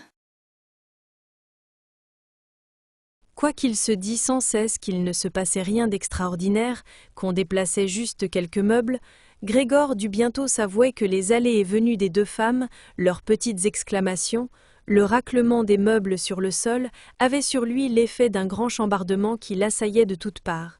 Et bien qu'il rentrât la tête et les pattes, et enfonçât presque son corps dans le sol, il se dit qu'immanquablement il n'allait pas pouvoir supporter tout cela longtemps. Elles étaient en train de vider sa chambre, elles lui prenaient tout ce qu'il aimait. Déjà la commode contenant la scie à découper et ses autres outils avaient été emportés. Elles arrachaient à présent du sol où il était presque enraciné le bureau où il avait fait ses devoirs quand il était à l'école de commerce, quand il était au lycée, et même déjà lorsqu'il était à l'école primaire. Il n'était vraiment plus temps d'apprécier si les 2 femmes étaient animées de bonnes intentions, d'ailleurs il avait presque oublié leur existence, car leur épuisement les faisait travailler en silence, et l'on n'entendait plus que le bruit lourd de leurs pas. Il se jeta donc hors de son repère, les femmes dans l'autre pièce s'étaient accotées un instant au bureau pour reprendre un peu leur souffle, changea 4 fois de direction, ne sachant vraiment pas que sauver en priorité. C'est alors que lui sauta aux yeux, accrochée sur le mur par ailleurs nue, l'image de la dame vêtue uniquement de fourrure. Il grimpa prestement jusqu'à elle et se colla contre le verre, qui le retint et fit du bien à son ventre brûlant. Cette image du moins, que Grégor à présent recouvrait en entier, on pouvait être sûr que personne n'allait la lui enlever. Il tordit la tête vers la porte de l'antichambre pour observer les femmes à leur retour. Elles ne s'étaient pas accordé beaucoup de repos et revenaient déjà. Grethe tenait sa mère à bras-le-corps et la portait presque. « Eh bien, qu'emportons-nous maintenant » dit-elle en regardant autour d'elle. C'est alors que se croisèrent le regard de Grethe et celui de Grégor sur son mur. Sans doute uniquement à cause de la présence de sa mère, elle garda son calme, pencha le visage vers elle pour l'empêcher de regarder, puis dit tout à trac et non sans frémir « Allez, tu ne préfères pas revenir un instant dans la salle de séjour ?» Pour Grégor, les intentions de sa sœur étaient claires. Elle voulait mettre leur mère en sécurité, puis le chasser de son mur. Eh bien, elle pouvait toujours essayer. Il était installé sur son sous-vert et ne le lâcherait pas. Il sauterait plutôt à la figure de sa sœur. Mais les paroles de Grethe avaient bien plutôt inquiété sa mère, qui fit un pas de côté, aperçut la gigantesque tache brune sur le papier peint à fleurs et, avant de prendre vraiment conscience que c'était Grégor qu'elle voyait, cria d'une voix étranglée « Oh mon Dieu! Oh mon Dieu !» pour s'abattre, bras en croix, comme si elle renonçait à tout, sur le canapé où elle ne bougea plus. « Oh, Grégor !» s'écria Grethe en levant le poing et en jetant à son frère des regards pénétrants. C'étaient, depuis sa métamorphose, les premiers mots qu'elle lui adressait directement. Elle courut chercher quelques flacons de sel dans la pièce voisine pour faire revenir sa mère de son évanouissement. Grégor voulut aider lui aussi. Pour sauver son sous-vert, il serait toujours temps. Mais il collait solidement à la vitre et dut s'en arracher en forçant. Il se précipita alors à son tour dans l'autre pièce, comme s'il pouvait donner quelques conseils à sa sœur comme autrefois. Mais il ne put que rester derrière elle sans rien faire. Fouillant parmi divers flacons, elle eut de nouveau peur lorsqu'elle se retourna. Un flacon tomba par terre et se brisa. Un éclat blessa Grégor à la face, tandis qu'il se retrouvait dans une plaque de quelques médicaments corrosifs. Sans plus s'attarder, Grethe ramassa autant de flacons qu'elle pouvait en tenir et fit la rejoindre sa mère, refermant la porte d'un coup de pied. Grégor se trouvait donc coupé de sa mère, qui était peut-être près de mourir par sa faute. Il ne fallait pas ouvrir la porte s'il ne voulait pas chasser sa sœur, qui devait rester auprès de sa mère. Il n'avait maintenant qu'à attendre. Assailli de remords et de soucis, il se mit à ramper, évoluant sur les murs, les meubles et le plafond, pour finalement, désespéré et voyant toute la pièce se mettre à tourner autour de lui, se laisser choir au milieu de la grande table. Il se passa un petit moment, Grégor gisait là exténué, alentour c'était le silence, peut-être était-ce bon signe. C'est alors qu'on sonna. La petite bonne était naturellement enfermée à clé dans la cuisine, et c'est donc Grethe qui dut aller ouvrir. Le père rentrait. « Qu'est-ce que s'est passé ?» Tels furent ses premiers mots. Sans doute avait-il tout compris, rien qu'à voir l'air de Grethe. Elle répondit d'une voix assourdie, pressant vraisemblablement son visage contre la poitrine de son père. « Maman s'est trouvée mal, mais ça va déjà mieux. Grégor s'est échappé. » « Je m'y attendais, dit le père. Je vous l'avais toujours dit, mais vous autres, vous femmes, vous n'écoutez rien. » Grégor comprit que son père avait mal interprété le compte-rendu excessivement bref que lui avait fait Grethe, et qu'il supposait que Grégor s'était rendu coupable de quelque acte de violence. Il fallait donc maintenant que Grégor rassure son père, car pour lui fournir des explications, il n'en avait ni le temps ni la possibilité. Aussi, il se réfugia contre la porte de sa chambre et se pressa contre elle pour que son père, dès qu'il entrerait dans l'antichambre, pût aussitôt voir que Grégor était animé des meilleures intentions, qu'il voulait tout de suite rentrer dans sa chambre et qu'il n'était nécessaire ni de le chasser ni de le menacer, qu'il suffisait d'ouvrir la porte pour qu'il disparût immédiatement. Mais le père n'était pas d'humeur à discerner ce genre de finesse. « Ah !» s'écria-t-il dès son entrée, sur un ton qui exprimait à la fois la fureur et la satisfaction. Grégor écarta la tête de la porte et la leva vers son père. Il n'avait vraiment pas imaginé son père tel qu'il le voyait là. Certes, ces derniers temps, à force de se livrer à ces évolutions rampantes d'un genre nouveau, il avait négligé de se préoccuper comme naguère de ce qui se passait dans le reste de l'appartement, et il aurait dû effectivement s'attendre à découvrir des faits nouveaux. Mais tout de même, était-ce encore là son père? Était-ce le même homme qui, naguère encore, était fatigué et enfoui dans son lit quand Grégor partait pour une tournée, qui, les soirs où Grégor rentrait, l'accueillait en robe de chambre dans son fauteuil, qui n'était guère capable de se lever et se contentait de tendre les bras en signe de joie, et qui, lors des rares promenades communes que la famille faisait quelques dimanches par an et pour les jours fériés importants, marchant entre Grégor et sa mère qui allait pourtant déjà lentement, les ralentissait encore un peu plus, emmitouflé dans son vieux manteau, tâtant laborieusement le sol d'une béquille précautionneuse et, quand il voulait dire quelque chose, s'arrêtant presque à chaque fois pour rameuter autour de lui son escorte. Mais à présent, il se tenait tout ce qu'il y ait de plus droit. Revêtu d'un uniforme strict, bleu à boutons dorés, comme en portent les employés des banques, il déployait son puissant double menton sur le col haut et raide de sa vareuse. Sous ses sourcils broussailleux, ses yeux noirs lançaient des regards vifs et vigilants. Ses cheveux blancs, naguère en bataille, étaient soigneusement lissés et séparés par une raie impeccable. Sa casquette, ornée d'un monogramme doré, sans doute celui d'une banque, décrivit une courbe à travers toute la pièce pour atterrir sur le canapé. Puis, les mains dans les poches de son pantalon et retroussant ainsi les pans de sa longue vareuse, il marcha vers Grégor avec un air d'irritation contenue. Il ne savait sans doute pas lui-même ce qu'il projetait de faire, mais toujours est-il qu'il levait les pieds exceptionnellement haut, et Grégor s'étonna de la taille gigantesque qu'avaient les semelles de ses bottes. Mais il ne s'attarda pas là-dessus, sachant bien depuis le premier jour de sa nouvelle vie que son père considérait qu'il convenait d'user à son égard de la plus grande sévérité. Aussi se mit-il à courir devant son père, s'arrêtant quand son père s'immobilisait et filant à nouveau dès que son père faisait un mouvement. Ils firent ainsi plusieurs fois le tour de la pièce sans qu'il se passât rien de décisif, et même sans que cela eût l'air d'une poursuite, tant tout cela se déroulait sur un rythme lent. C'est d'ailleurs pourquoi Grégor restait pour le moment sur le plancher, d'autant qu'il craignait, s'il se réfugiait sur les murs ou le plafond, que son père ne voilât de sa part une malice particulière. Encore, Grégor était-il obligé de se dire qu'il ne tiendrait pas longtemps, même à ce régime, car pendant que son père faisait un pas, il devait exécuter, lui, quantité de petits mouvements. L'essoufflement commençait déjà à se manifester, aussi bien n'avait-il pas le poumon bien robuste, même dans sa vie antérieure.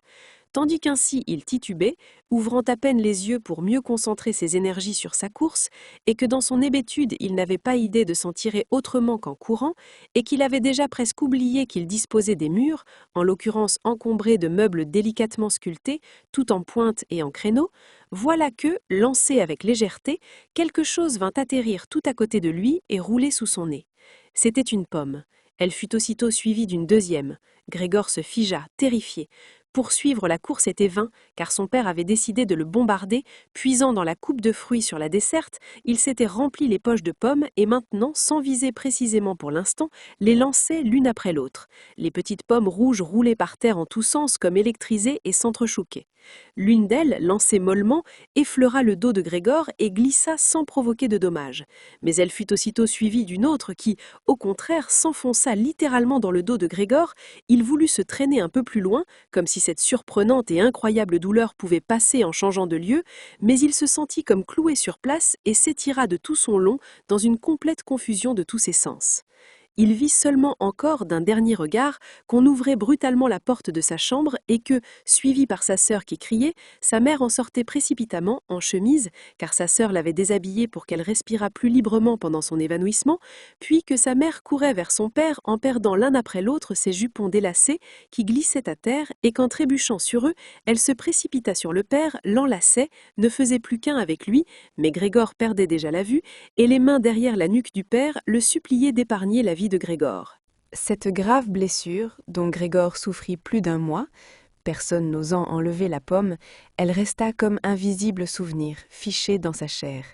Parut rappeler, même à son père, qu'en dépit de la forme affligeante et répugnante qu'il avait à présent, Grégor était un membre de la famille, qu'on n'avait pas le droit de les traiter en ennemis, et qu'au contraire, le devoir familial imposait qu'à son égard, on ravalât toute aversion et l'on s'armât de patience, rien que de patience. Et si, du fait de sa blessure, Grégor avait désormais perdu pour toujours une part de sa mobilité, et que pour le moment il lui fallait, pour traverser sa chambre comme un vieil invalide, de longues minutes, quant à évoluer en hauteur il n'en était plus question, en revanche, il reçut pour cette détérioration de son état une compensation qu'il jugea tout à fait satisfaisante, c'est que régulièrement, vers le soir, on lui ouvrit la porte donnant sur la pièce commune, porte qu'il prit l'habitude de guetter attentivement 1 ou 2 heures à l'avance, et qu'ainsi, étendu dans l'obscurité de sa chambre, invisible depuis la salle de séjour, il pouvait voir toute la famille attablée sous la lampe et écouter ses conversations avec une sorte d'assentiment général, et donc tout autrement qu'avant. Certes, ce n'étaient plus les entretiens animés d'autrefois, ceux auxquels Grégor, dans ses petites chambres d'hôtel, songeait toujours avec un peu de nostalgie au moment où, fatigué, il devait se glisser entre des draps humides. Maintenant, tout se passait en général fort silencieusement. Le père s'endormait sur sa chaise peu après la fin du dîner, la mère et la sœur se rappelaient mutuellement de ne pas faire de bruit, la mère, courbée sous la lampe, cousait de la lingerie pour un magasin de nouveautés. La sœur, qui avait pris un emploi de vendeuse, consacrait ses soirées à apprendre la sténographie et le français, dans l'espoir de trouver un jour une meilleure place. Parfois, le père se réveillait et, comme ne sachant pas qu'il avait dormi, disait à la mère « Comme tu coules en temps ce soir encore !» Puis il se rendormait aussitôt, tandis que la mère et la sœur échangeaient des sourires las. Avec une sorte d'entêtement, le père se refusait, même en famille, à quitter son uniforme, et tandis que sa robe de chambre pendait, inutile à la patère, il sommeillait en grande tenue sur sa chaise, comme s'il était toujours prêt à assurer son service et attendait, même ici, la voix de son supérieur. En conséquence, cette tenue, qui au début déjà n'était pas neuve, perdit de sa propreté, en dépit du soin qu'en prenaient la mère et la fille, et Grégor contemplait souvent des soirs durant cet uniforme constellé de taches, mais brillant de ses boutons dorés toujours astiqués, dans lequel le vieil homme dormait fort inconfortablement, et pourtant tranquillement. Dès que la pendule sonnait 10 heures, la mère s'efforçait de réveiller le père en lui parlant doucement, puis de le persuader d'aller se coucher, car cette façon de dormir n'en était pas une, et devant prendre son service à 6 heures, le père avait absolument besoin de vrai sommeil. Mais avec l'entêtement qui s'était emparé de lui depuis qu'il était employé, il s'obstinait régulièrement à rester encore plus longtemps à la table, quoiqu'il s'endormît immanquablement, et ce n'est qu'à grande peine qu'on pouvait l'amener ensuite à troquer sa chaise contre son lit. La mère et la sœur pouvaient bien l'assaillir de petites exhortations. Il secouait lentement la tête des quarts d'heure durant, gardait les yeux fermés et ne se levait pas. La mère le tirait par la manche, lui disait des mots doux à l'oreille. La sœur lâchait son travail pour aider sa mère, mais ça ne prenait pas. Le père ne faisait que s'affaisser encore davantage sur sa chaise. Ce n'est que quand les femmes l'empoignaient sous les bras qu'il ouvrait les yeux, regardait tour à tour la mère et la fille et disait habituellement « Voilà ma vie, voilà le repos de mes vieux jours ». S'appuyant alors sur les deux femmes, il se levait en faisant toute une histoire comme si c'était à lui que sa masse pesait le plus. Se laissait conduire jusqu'à la porte, faisait alors signe aux femmes de le laisser, puis continuait tout seul tandis qu'elles s'empressaient de lâcher qui sa couture, qui son porte-plume pour courir derrière lui et continuer de l'aider. Dans cette famille surmenée et exténuée, qui avait le temps de s'occuper de Grégor plus qu'il n'était strictement nécessaire. Le train de maison fut réduit de plus en plus, la petite bonne fut finalement congédiée, une gigantesque femme de ménage tout en os avec des cheveux blancs qui lui flottaient tout autour de la tête, vint matin et soir pour exécuter les gros travaux. Tout le reste était fait par la mère en plus de toute sa couture. On en vint même à vendre divers bijoux de famille qu'autrefois la mère et la sœur portaient avec ravissement à l'occasion de soirées et de fêtes. Grégor l'apprit un soir en les entendant tous débattre des prix qu'on en avait retirés. Mais le grand sujet de récrimination, c'était toujours que cet appartement était trop grand dans l'état actuel des choses, mais qu'on ne pouvait pas en changer car on ne pouvait imaginer comment déménager Grégor. Mais l'intéressé se rendait bien compte que ce qui empêchait un déménagement, ce n'était pas seulement qu'on prit en compte sa présence, car enfin, l'on aurait pu aisément le transporter dans une caisse appropriée, percée de quelques trous d'aération. Ce qui retenait surtout sa famille de changer de logement, c'était bien plutôt qu'elle n'avait plus le moindre espoir et estimait être victime d'un malheur sans égal dans tout le cercle de leurs parents et de leurs connaissances. Tout ce que le monde exige de gens pauvres, ils s'en acquittaient jusqu'au bout. Le père allait chercher leur déjeuner aux petits employés de la banque, la mère s'immolait pour le linge de personnes inconnues, la sœur courait de ci de là derrière son comptoir au gré des clients qui la commandaient, et les forces de la famille suffisaient tout juste à cela. pas davantage. Et la blessure dans le dos de Grégor recommençait à lui faire mal comme au premier jour quand sa mère et sa sœur, ayant mis le père au lit, revenaient et laissaient en plan leur travail, se seraient l'une contre l'autre et déjà s'asseyaient joue contre joue, et quand alors sa mère, montrant la chambre de Grégor, disait « Ferme donc cette porte, Grete », et quand ensuite Grégor se retrouvait dans l'obscurité, tandis qu'à côté les deux femmes mêlaient leurs larmes, ou, pire encore, regardaient fixement la table sans pleurer, Grégor passait les nuits et les journées presque sans dormir. Quelquefois, il songeait qu'à la prochaine ouverture de la porte, il allait reprendre en main les affaires de la famille, tout comme naguère. Dans ses pensées surgissaient à nouveau, après bien longtemps, son patron et le fondé de pouvoir, les commis et les petits apprentis, le portier qui était tellement stupide, 2 ou 3 amis travaillant dans d'autres maisons, une femme de chambre d'un hôtel de province, souvenir fugitif et charmant, la caissière d'une chapellerie à qui il avait fait une cour sérieuse mais trop lente. Tous ces gens apparaissaient, entremêlés d'inconnus ou de gens déjà oubliés, mais au lieu d'apporter une aide à sa famille et à lui-même, ils étaient aussi inaccessibles les uns que les autres, et il était content de les voir disparaître. D'autres fois, il n'était pas du tout d'humeur à se soucier de sa famille, il n'éprouvait que fureur qu'on s'occupât si mal de lui, et quoiqu'incapable d'imaginer ce qu'il aurait eu envie de manger, il n'en forgeait pas moins de plans pour parvenir jusqu'à l'office et y prendre ce qui, malgré tout, lui revenait, même s'il n'avait pas faim. Sans plus réfléchir à ce qui aurait pu faire plaisir à Grégor, sa sœur poussait du pied dans sa chambre, en vitesse, avant de partir travailler le matin et l'après-midi, un plat quelconque, que le soir, sans se soucier si Grégor y avait éventuellement goûté, ou si, comme c'était le cas le plus fréquent, il n'y avait pas touché, elle enlevait d'un coup de balai. Le ménage de la chambre, dont désormais elle s'occupait toujours le soir, n'aurait guère pu être fait plus vite.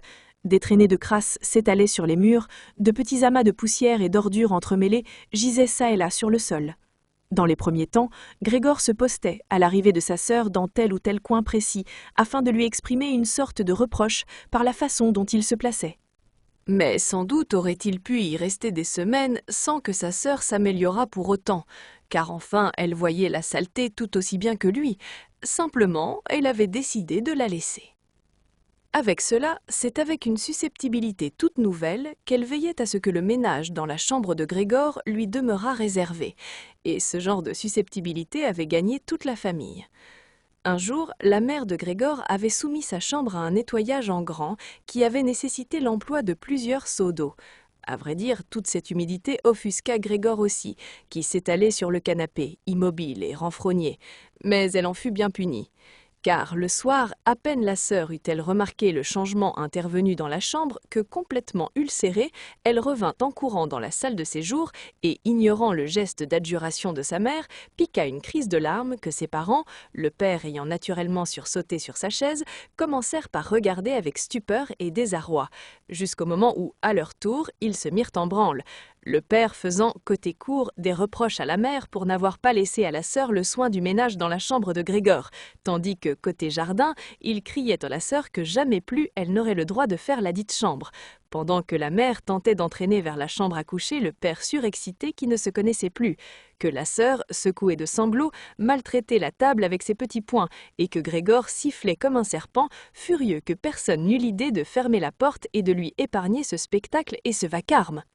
Mais même si, exténuée par son travail professionnel, la sœur s'était fatiguée de prendre soin de Grégor comme naguère, sa mère n'aurait pas eu besoin pour autant de prendre sa relève, et il n'y aurait pas eu de raison que Grégor fût négligé. Car il y avait maintenant la femme de ménage. Cette veuve âgée, qui sans doute, au cours de sa longue vie, avait dû à sa forte charpente osseuse de surmonter les plus rudes épreuves, n'avait pas vraiment de répugnance pour Grégor. Sans être le moins du monde curieuse, elle avait un jour ouvert par hasard la porte de sa chambre et, à la vue de Grégor tout surpris, qui s'était mis à courir en tous sens bien que personne ne le poursuivît, elle était restée plantée, les mains jointes sur le ventre, l'air étonné. Dès lors, elle ne manqua jamais, matin et soir, d'entr'ouvrir un instant la porte et de jeter un coup d'œil sur Grégor. Au début, elle l'appelait même, en lui parlant d'une façon qu'elle estimait sans doute gentille, lui disant par exemple « Viens un peu ici, vieux cafard » ou « Voyez-moi ce vieux cafard ». Ainsi interpellé, Grégor restait de marbre et ne bougeait pas, comme si la porte n'avait pas été ouverte. Au lieu de laisser cette femme de ménage le déranger pour rien au gré de son caprice, on aurait mieux fait de lui commander de faire sa chambre tous les jours. Un matin, de bonne heure, une pluie violente frappait les vitres, peut-être déjà un signe du printemps qui arrivait.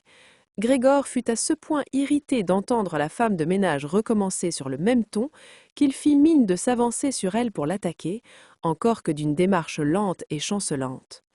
Mais elle, au lieu de prendre peur, se contenta de brandir bien haut une chaise qui se trouvait près de la porte et resta là, la bouche ouverte, avec l'intention évidente de ne la refermer qu'une fois que la chaise se serait abattue sur le dos de Grégor. « Alors, ça s'arrête là ?» dit-elle, quand Grégor fit demi-tour, et elle reposa calmement la chaise dans son coin. Grégor ne mangeait à présent presque plus rien. C'est tout juste si, passant par hasard près du repas préparé, il en prenait par jeu une bouchée, la gardait dans sa bouche pendant des heures, puis généralement la recrachait. Il commença par penser que c'était la tristesse provoquée par l'état de sa chambre qui le dégoûtait de manger, mais justement il se fit très vite aux modifications subies par la pièce.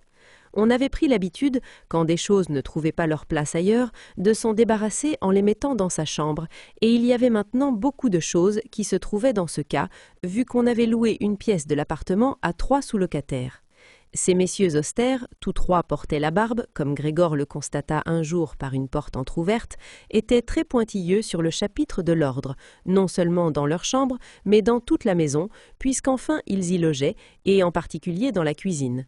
Ils ne supportaient pas la pagaille, et encore moins la saleté. De plus, ils avaient apporté presque tout ce qu'il leur fallait.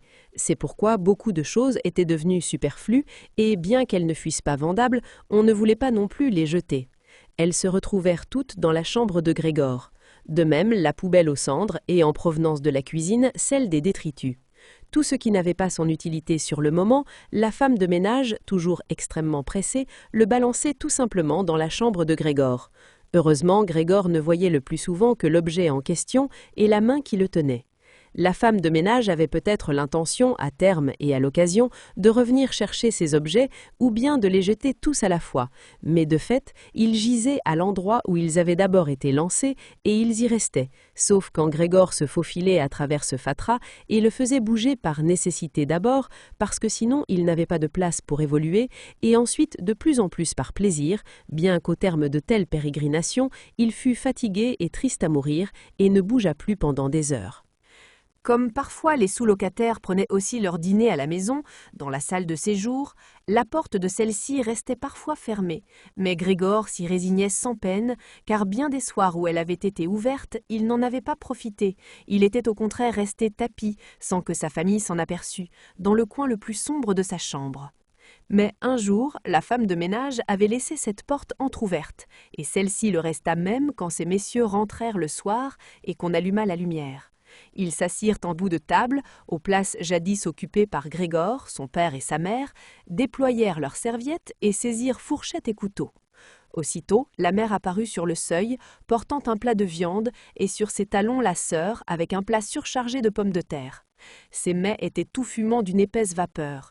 Les messieurs se penchèrent sur les plats qu'on posait devant eux, comme pour les examiner avant d'en manger, et de fait, celui du milieu, qui semblait être une autorité aux yeux des 2 autres, coupa en 2, dans le plat, un morceau de viande, manifestement pour s'assurer s'il était assez bien cuit, et si peut-être il ne fallait pas le renvoyer à la cuisine.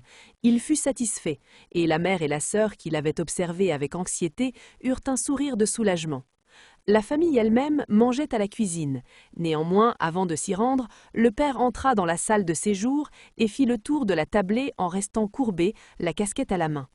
Les messieurs se levèrent, tous autant qu'ils étaient, et marmottèrent quelque chose dans leur barbe. Une fois seuls, ils mangèrent dans un silence presque parfait. Grégor trouva singulier que, parmi les divers bruits du repas, on distinguait régulièrement celui des dents qui mâchaient, comme s'il s'était agi de montrer à Grégor qu'il faut des dents pour manger, et qu'on ne saurait arriver à rien avec des mâchoires sans dents, si belles soient ces mâchoires. « J'ai pourtant de l'appétit, se disait Grégor soucieux, mais pas pour ces choses. Comme ces sous-locataires se nourrissent, et moi je dépéris. » Ce soir-là, précisément, Grégor ne se souvenait pas d'avoir entendu le violon pendant toute cette période, le son de l'instrument retentit dans la cuisine. Les messieurs avaient déjà fini de dîner, celui du milieu avait tiré de sa poche un journal et en avait donné une feuille à chacun des 2 autres, et tous 3 lisaient, bien adossés, et fumaient. Lorsque le violon se mit à jouer, ils dressèrent l'oreille, se levèrent et sur la pointe des pieds gagnèrent l'antichambre où ils restèrent debout, serrés l'un contre l'autre. On avait dû les entendre depuis la cuisine, car le père cria « Cette musique importune peut-être ces messieurs? Elle peut cesser immédiatement. » Au contraire, dit le messieur du milieu, est-ce que la demoiselle ne veut pas venir nous rejoindre et jouer dans cette pièce où c'est tout de même bien plus confortable et sympathique? Mais certainement, dit le père, comme si c'était lui le violoniste. Les messieurs réintégrèrent la pièce et attendirent. On vit bientôt arriver le père avec le pupitre, la mère avec la partition et la sœur avec son violon. La sœur s'apprêta calmement à jouer, ses parents, qui n'avaient jamais loué de chambre auparavant et poussaient donc trop loin la courtoisie envers leurs locataires, n'osèrent pas s'asseoir sur leur propre chaise. Le père s'accota à la porte, la main droite glissée entre deux boutons de sa veste d'uniforme qu'il avait refermée. Quant à la mère, l'un des messieurs lui offrit une chaise, et comme elle la laissa là où il l'avait par hasard placée, elle se retrouva assise à l'écart dans un coin.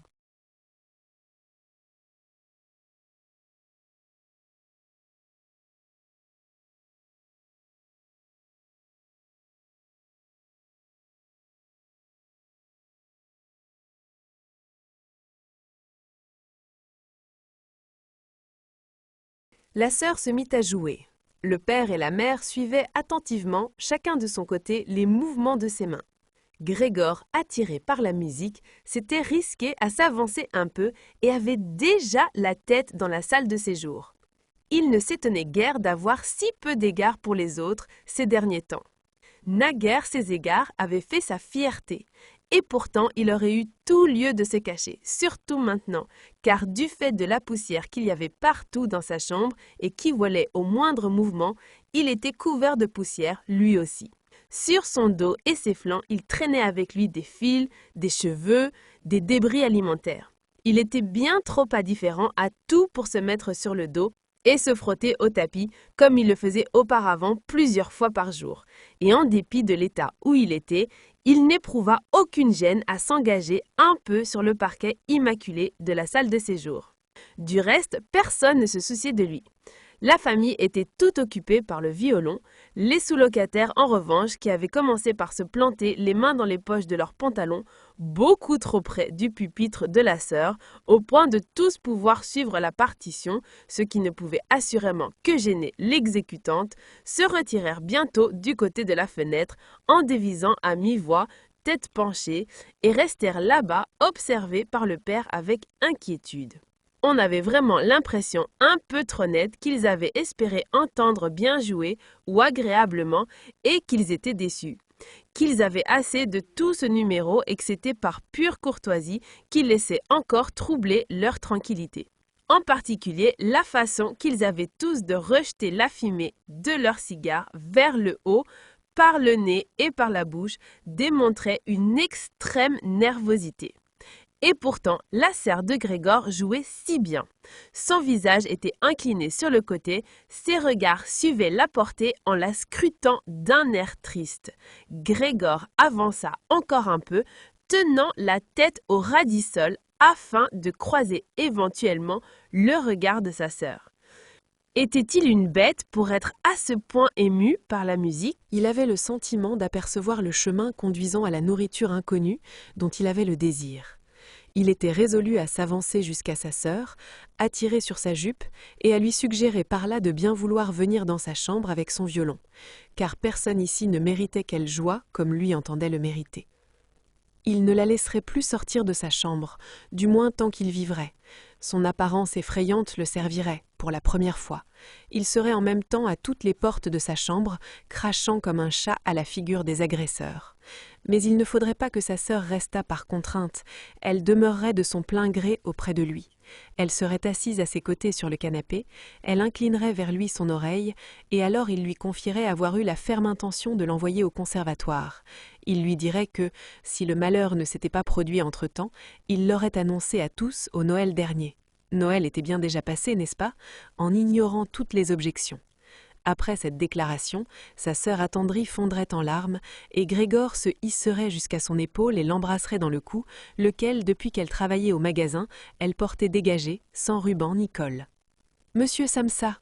lança au père le monsieur du milieu, en montrant du doigt, sans un mot de plus, Grégor qui progressait lentement. le violon se tut, le monsieur hocha d'abord la tête en adressant un sourire à ses amis, puis se tourna de nouveau vers Grégor.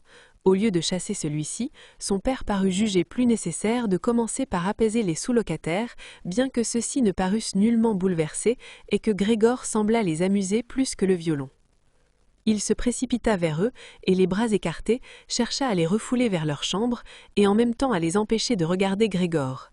Ils commencèrent effectivement à se fâcher quelque peu, sans qu'on sût trop bien si c'était à propos du comportement du père ou parce qu'ils découvraient maintenant qu'ils avaient eu, sans le savoir, un voisin de chambre comme Grégor.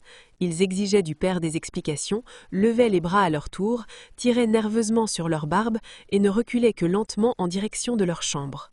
Entre-temps, la sœur avait surmonté l'hébétude où elle avait été plongée après la brusque interruption de sa musique, et après un moment pendant lequel elle avait tenu l'instrument et l'archet au bout de ses mains molles, en continuant de regarder la partition comme si elle jouait encore, elle s'était ressaisie d'un coup, avait posé le violon sur les genoux de sa mère, laquelle était toujours sur sa chaise et respirait à grande peine en haletant laborieusement, et avait filé dans la pièce voisine, dont les messieurs approchaient déjà plus rapidement sous les injonctions du père. Sous les mains expertes de Grethe, on y vit alors voler en l'air les couvertures et les oreillers des lits qui trouvaient leur bonne ordonnance. Avant même que les messieurs eussent atteint la chambre, elle avait fini leur couverture et s'éclipsait. Le père semblait à ce point repris par son entêtement qu'il en oubliait tout le respect qu'il devait malgré tout à ses pensionnaires. Il ne faisait que les presser encore, jusqu'au moment où, déjà sur le seuil de la chambre, le monsieur du milieu tapa du pied avec un bruit de tonnerre, stoppant ainsi le père.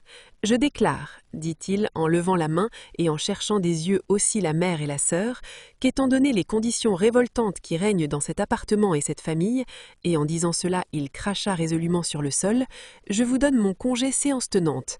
Il va de soi que même pour les jours où j'ai logé ici, je ne vous verserai pas un sou. En revanche, je n'exclus pas de faire valoir à votre encontre des droits, facilement démontrables, croyez-moi, à dédommagement. » Il se tut et regarda droit devant lui, comme s'il attendait quelque chose. Effectivement, ses deux amis déclarèrent sans plus tarder « Nous aussi, nous donnons congé séance tenante ». Là-dessus, il empoigna le bec de canne et referma la porte avec fracas. Le père tituba jusqu'à sa chaise en tâtonnant et s'y laissa tomber. On aurait pu croire qu'il prenait ses aises pour l'un de ses habituels petits sommes d'après-dîner, mais le violent hochement de sa tête branlante montrait qu'il ne dormait nullement. Pendant tout ce temps, Grégor s'était tenu coi à l'endroit même où les messieurs l'avaient surpris. La déception de voir son plan échouer, mais peut-être aussi la faiblesse résultant de son jeûne prolongé, le rendait incapable de se mouvoir. Il craignait avec une quasi-certitude que d'un instant à l'autre un effondrement général lui retombât dessus, et il attendait. Même le violon ne le fit pas bouger, qui, échappant aux doigts tremblants de la mère, tomba de ses genoux par terre en résonnant très fort. « Mes chers parents, » dit la sœur en abattant sa main sur la table en guise d'entrée en matière, « cela ne peut plus durer. Peut-être ne vous rendez-vous pas à l'évidence, moi, si. Je ne veux pas, face à ce monstrueux animal, prononcer le nom de mon frère, et je dis donc seulement, nous devons tenter de nous en débarrasser. Nous avons tenté tout ce qui était humainement possible pour prendre soin de lui et le supporter avec patience. Je crois que personne ne peut nous faire le moindre reproche. » « Elle a 1000 fois raison, » dit le père à part lui. La mère, qui n'arrivait toujours pas à reprendre son souffle, porta la main à sa bouche et, les yeux hagards, fit entendre une toux caverneuse. La sœur courut vers elle et lui prit le front. Ces paroles semblaient avoir éclairci les idées de son père. Il s'était redressé sur sa chaise, jouait avec sa casquette d'uniforme entre les assiettes qui restaient encore sur la table après le dîner des locataires, et regardait de temps à autre vers l'impassible Grégor.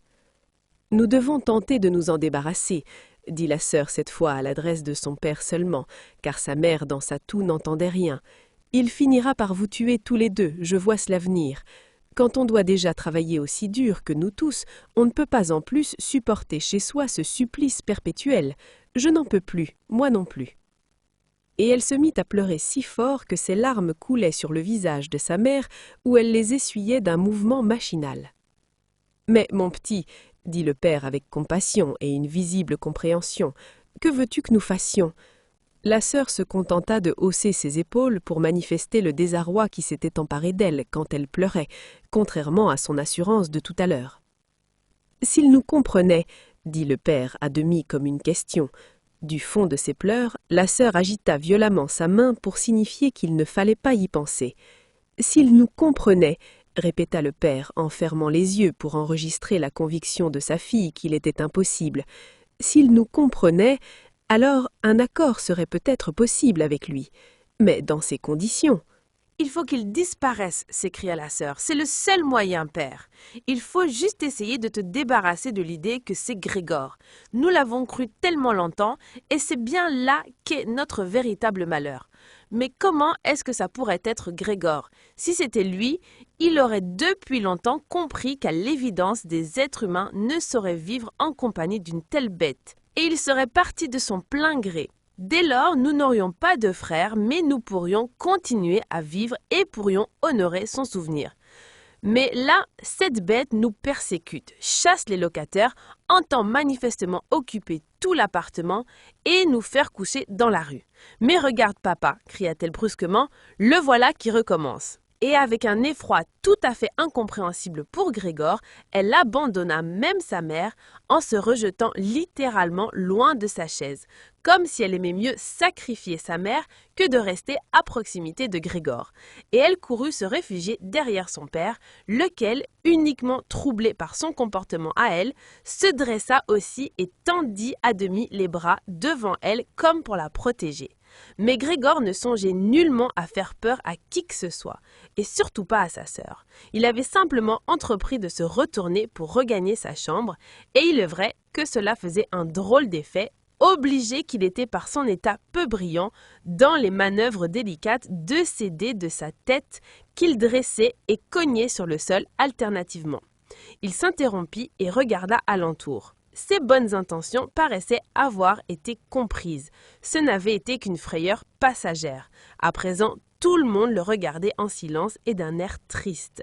La mère était renversée sur sa chaise, les jambes tendues et jointes, ses yeux se fermaient presque d'épuisement. Le père et la sœur étaient assis côte à côte, la sœur tenait le père par le cou. « Je vais peut-être enfin avoir le droit de me retourner », songea Grégor en se remettant au travail. Dans son effort, il ne pouvait s'empêcher de souffler bruyamment et il dut même à plusieurs reprises se reposer. Au demeurant, personne ne le pressait, on le laissa faire entièrement à sa guise. Lorsqu'il eut accompli son demi-tour, il entama aussitôt son trajet de retour en ligne droite. Il s'étonna de la grande distance qui le séparait de sa chambre et il ne put concevoir qu'il ait pu, un moment avant, faible comme il était, parcourir le même chemin presque sans s'en rendre compte. Uniquement et constamment soucieux de ramper vite, c'est à peine s'il nota que nulle parole, nulle exclamation de sa famille ne venait le troubler. C'est seulement une fois sur le sol de sa chambre qu'il tourna la tête. Pas complètement, car il sentait son cou devenir raide et put tout de même encore voir que derrière lui, rien n'avait changé. Simplement, sa sœur s'était levée. Son dernier regard effleura sa mère, qui maintenant s'était endormie tout à fait. À peine fut-il à l'intérieur de sa chambre que la porte en fut précipitamment claquée et fermée à double tour.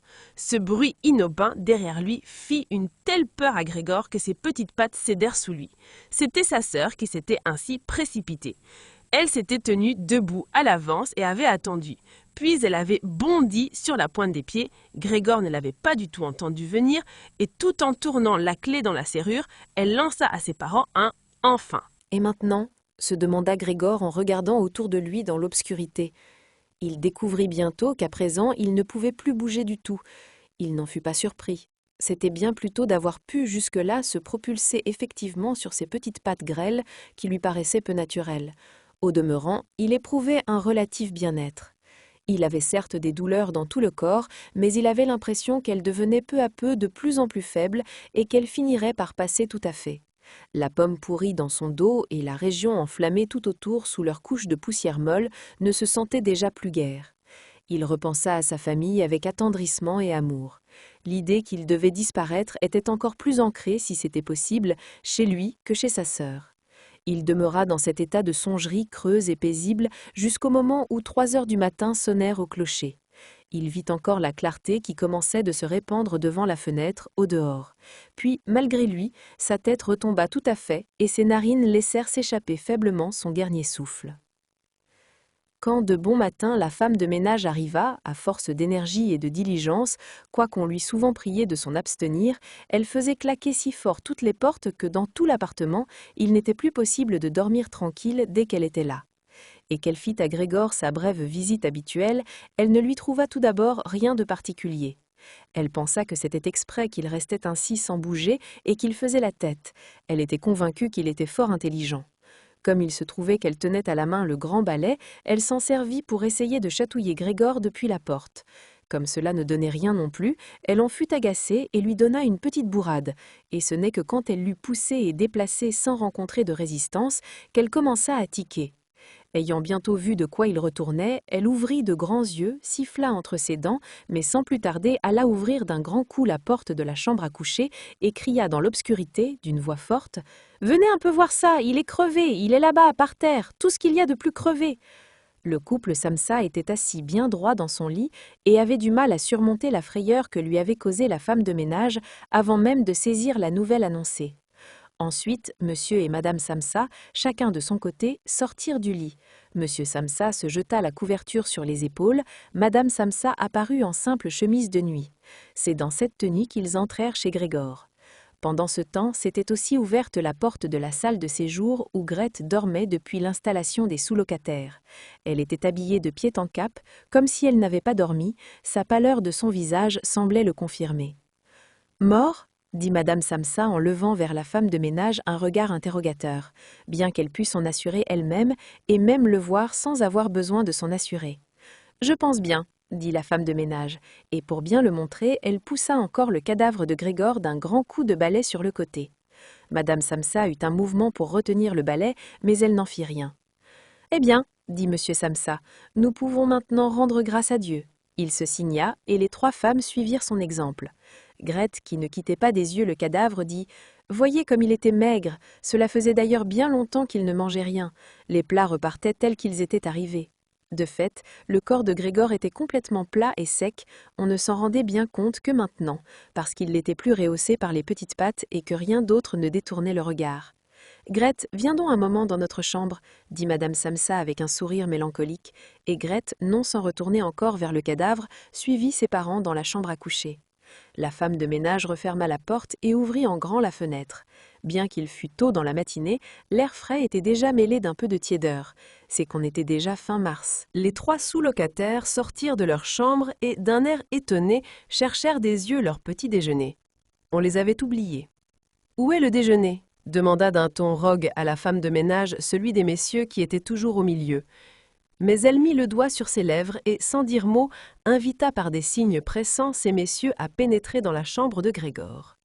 Ils y allèrent et, les mains dans les poches de leurs vestons quelque peu élimés, firent cercle autour du cadavre de Grégor, dans la pièce maintenant tout à fait claire. Alors, la porte de la chambre à coucher s'ouvrit et monsieur Samsa fit son apparition, en tenue, avec sa femme à un bras et sa fille à l'autre. On voyait que tous 3 avaient pleuré, Grethe appuyait par instants son visage contre le bras de son père. « Quittez immédiatement mon appartement !» dit monsieur Samsa en montrant la porte, sans pourtant lâcher les 2 femmes. « Qu'est-ce que ça signifie ?» dit le monsieur du milieu, un peu décontenancé, et il eut un sourire doucereux.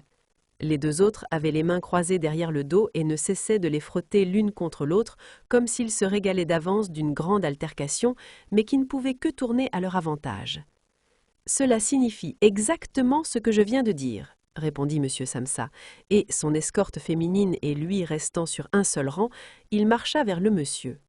Celui-ci commença par rester là sans rien dire, en regardant à terre, comme si dans sa tête les choses se remettaient dans un autre ordre.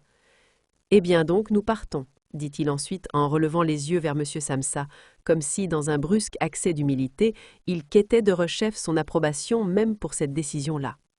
M. Samsa se contenta d'opiner plusieurs fois brièvement de la tête en ouvrant grand les yeux. Sur quoi, effectivement, le monsieur gagna aussitôt à grands pas l'antichambre. Ses deux amis, qui depuis déjà un petit moment avaient les mains tranquilles et l'oreille aux aguets, sautillèrent carrément sur leurs talons, comme craignant que M. Samsa les précédât dans l'antichambre et compromît le contact entre leur chef et eux. Dans l'antichambre, ils prirent tous trois leurs chapeaux au porte-manteau, tirèrent leur canne du porte-parapluie, s'inclinèrent en silence et quittèrent l'appartement. Animé d'une méfiance qui se révéla sans aucun fondement, M. Samsa s'avança sur le palier avec les deux femmes. Penchés sur la rampe, ils regardèrent les trois messieurs descendre, lentement certes, mais sans s'arrêter, le long escalier, et les virent à chaque étage disparaître dans une certaine courbe de la cage pour en ressurgir au bout de quelques instants. Plus ils descendaient, plus s'amenuisait l'intérêt que leur portait la famille Samsa, et quand ils croisèrent un garçon boucher qui, portant fièrement son panier sur la tête, s'éleva bien au-dessus d'eux, M. Samsa ne tarda pas à s'écarter de la rampe avec les deux femmes, et ils rentrèrent tous dans leur appartement avec une sorte de soulagement. Ils décidèrent de consacrer la journée au repos et à la promenade. Non seulement ils avaient mérité ce petit congé, mais ils en avaient même absolument besoin. Ils se mirent donc à la table et écrivirent 3 lettres d'excuses. Monsieur Samsa à sa direction, Madame Samsa à son bailleur d'ouvrage et Grete à son chef du personnel. Pendant qu'ils écrivaient, la femme de ménage entra pour dire qu'elle s'en allait, car son travail de la matinée était achevé. Tous les 3 se contentèrent d'abord d'opiner de la tête sans lever les yeux de leurs lettres, mais comme la femme ne faisait toujours pas mine de se retirer, alors on se redressa d'un air agacé. « Eh bien » demanda M. Samsa. La femme de ménage était plantée sur le seuil et souriait comme si elle avait un grand bonheur à annoncer à la famille, mais qu'elle ne le ferait que si on la questionnait à fond. La petite plume d'autruche qui était plantée tout droit sur son chapeau et qui agaçait M. Samsa depuis qu'elle était à leur service, oscillait doucement dans tous les sens. « Mais qu'est-ce que vous voulez donc » demanda Madame Samsa, qui était encore celle pour qui la femme avait le plus de respect. « Ben, » répondit-elle, gênée pour parler tant elle affichait un grand sourire. « Pour ce qui est de vous débarrasser de la chose d'à côté, ne vous faites pas de soucis, c'est déjà réglé. » Madame Samsa et Grete se penchèrent sur leurs lettres comme si elles voulaient les continuer. Monsieur Samsa, voyant que la femme de ménage voulait maintenant se mettre à tout décrire par le menu, tendit la main pour couper court de la façon la plus ferme. Puisqu'elle n'avait pas le droit de raconter, elle se rappela combien elle était pressée, lança sur un ton manifestement vexé « Bonjour tout le monde » fit un demi-tour furieux et quitta l'appartement dans d'épouvantables claquements de porte. « Ce soir, je la mets à la porte » dit M. Samsa, mais sans obtenir de réponse ni de sa femme ni de sa fille, car la femme de ménage parut avoir à nouveau troublé la sérénité qu'elles avaient à peine recouvrée. Elles se levèrent, allèrent à la fenêtre et y restèrent en se tenant enlacées. M. Samsa pivota sur sa chaise pour les suivre des yeux et les observa un petit moment en silence. Puis il lança « Allons, venez un peu là. Finissez-en donc avec les vieilles histoires. Et puis, occupez-vous aussi un peu de moi. » Les deux femmes s'exécutèrent aussitôt, coururent vers lui, lui firent des caresses et terminèrent rapidement leurs lettres. Puis, tous 3 quittèrent de concert l'appartement, ce qui ne leur était plus arrivé depuis déjà des mois, et prirent le tramway pour aller prendre l'air à l'extérieur de la ville. Le wagon, où ils étaient seuls, était tout inondé par le chaud soleil. Confortablement carrés sur leur banquette, ils évoquèrent les perspectives d'avenir, et à y regarder de plus près, il apparut qu'elles n'étaient pas tellement mauvaises, car les places qu'ils occupaient respectivement et sur lesquelles ils ne s'étaient jamais en fait mutuellement demandé beaucoup de détails, étaient d'excellentes places et en particulier fort prometteuses. La principale amélioration immédiate de leur situation résulterait d'une façon nécessaire et toute naturelle d'un changement d'appartement. Ils allaient en louer un plus petit et meilleur marché, mais mieux situé et généralement plus pratique que l'actuel, qui était encore un choix fait par Grégor. Tandis qu'ils devisaient ainsi, Monsieur et Madame Samsa, à la vue de leur fille qui s'animait de plus en plus, songèrent presque simultanément que ces derniers temps, en dépit des corvettes et des tourments qui avaient pâli ses joues, elle s'était épanouie et était devenue un beau brin de fille. Ils furent dès lors plus silencieux et, échangeant presque involontairement des regards entendus, songèrent qu'il allait être temps de lui chercher aussi quelques braves garçons pour mari. Et ce fut pour eux comme la confirmation de ses nouveaux rêves et de ses bonnes intentions lorsqu'en arrivant à destination, ils virent leur fille se lever la première et étirer son jeune corps.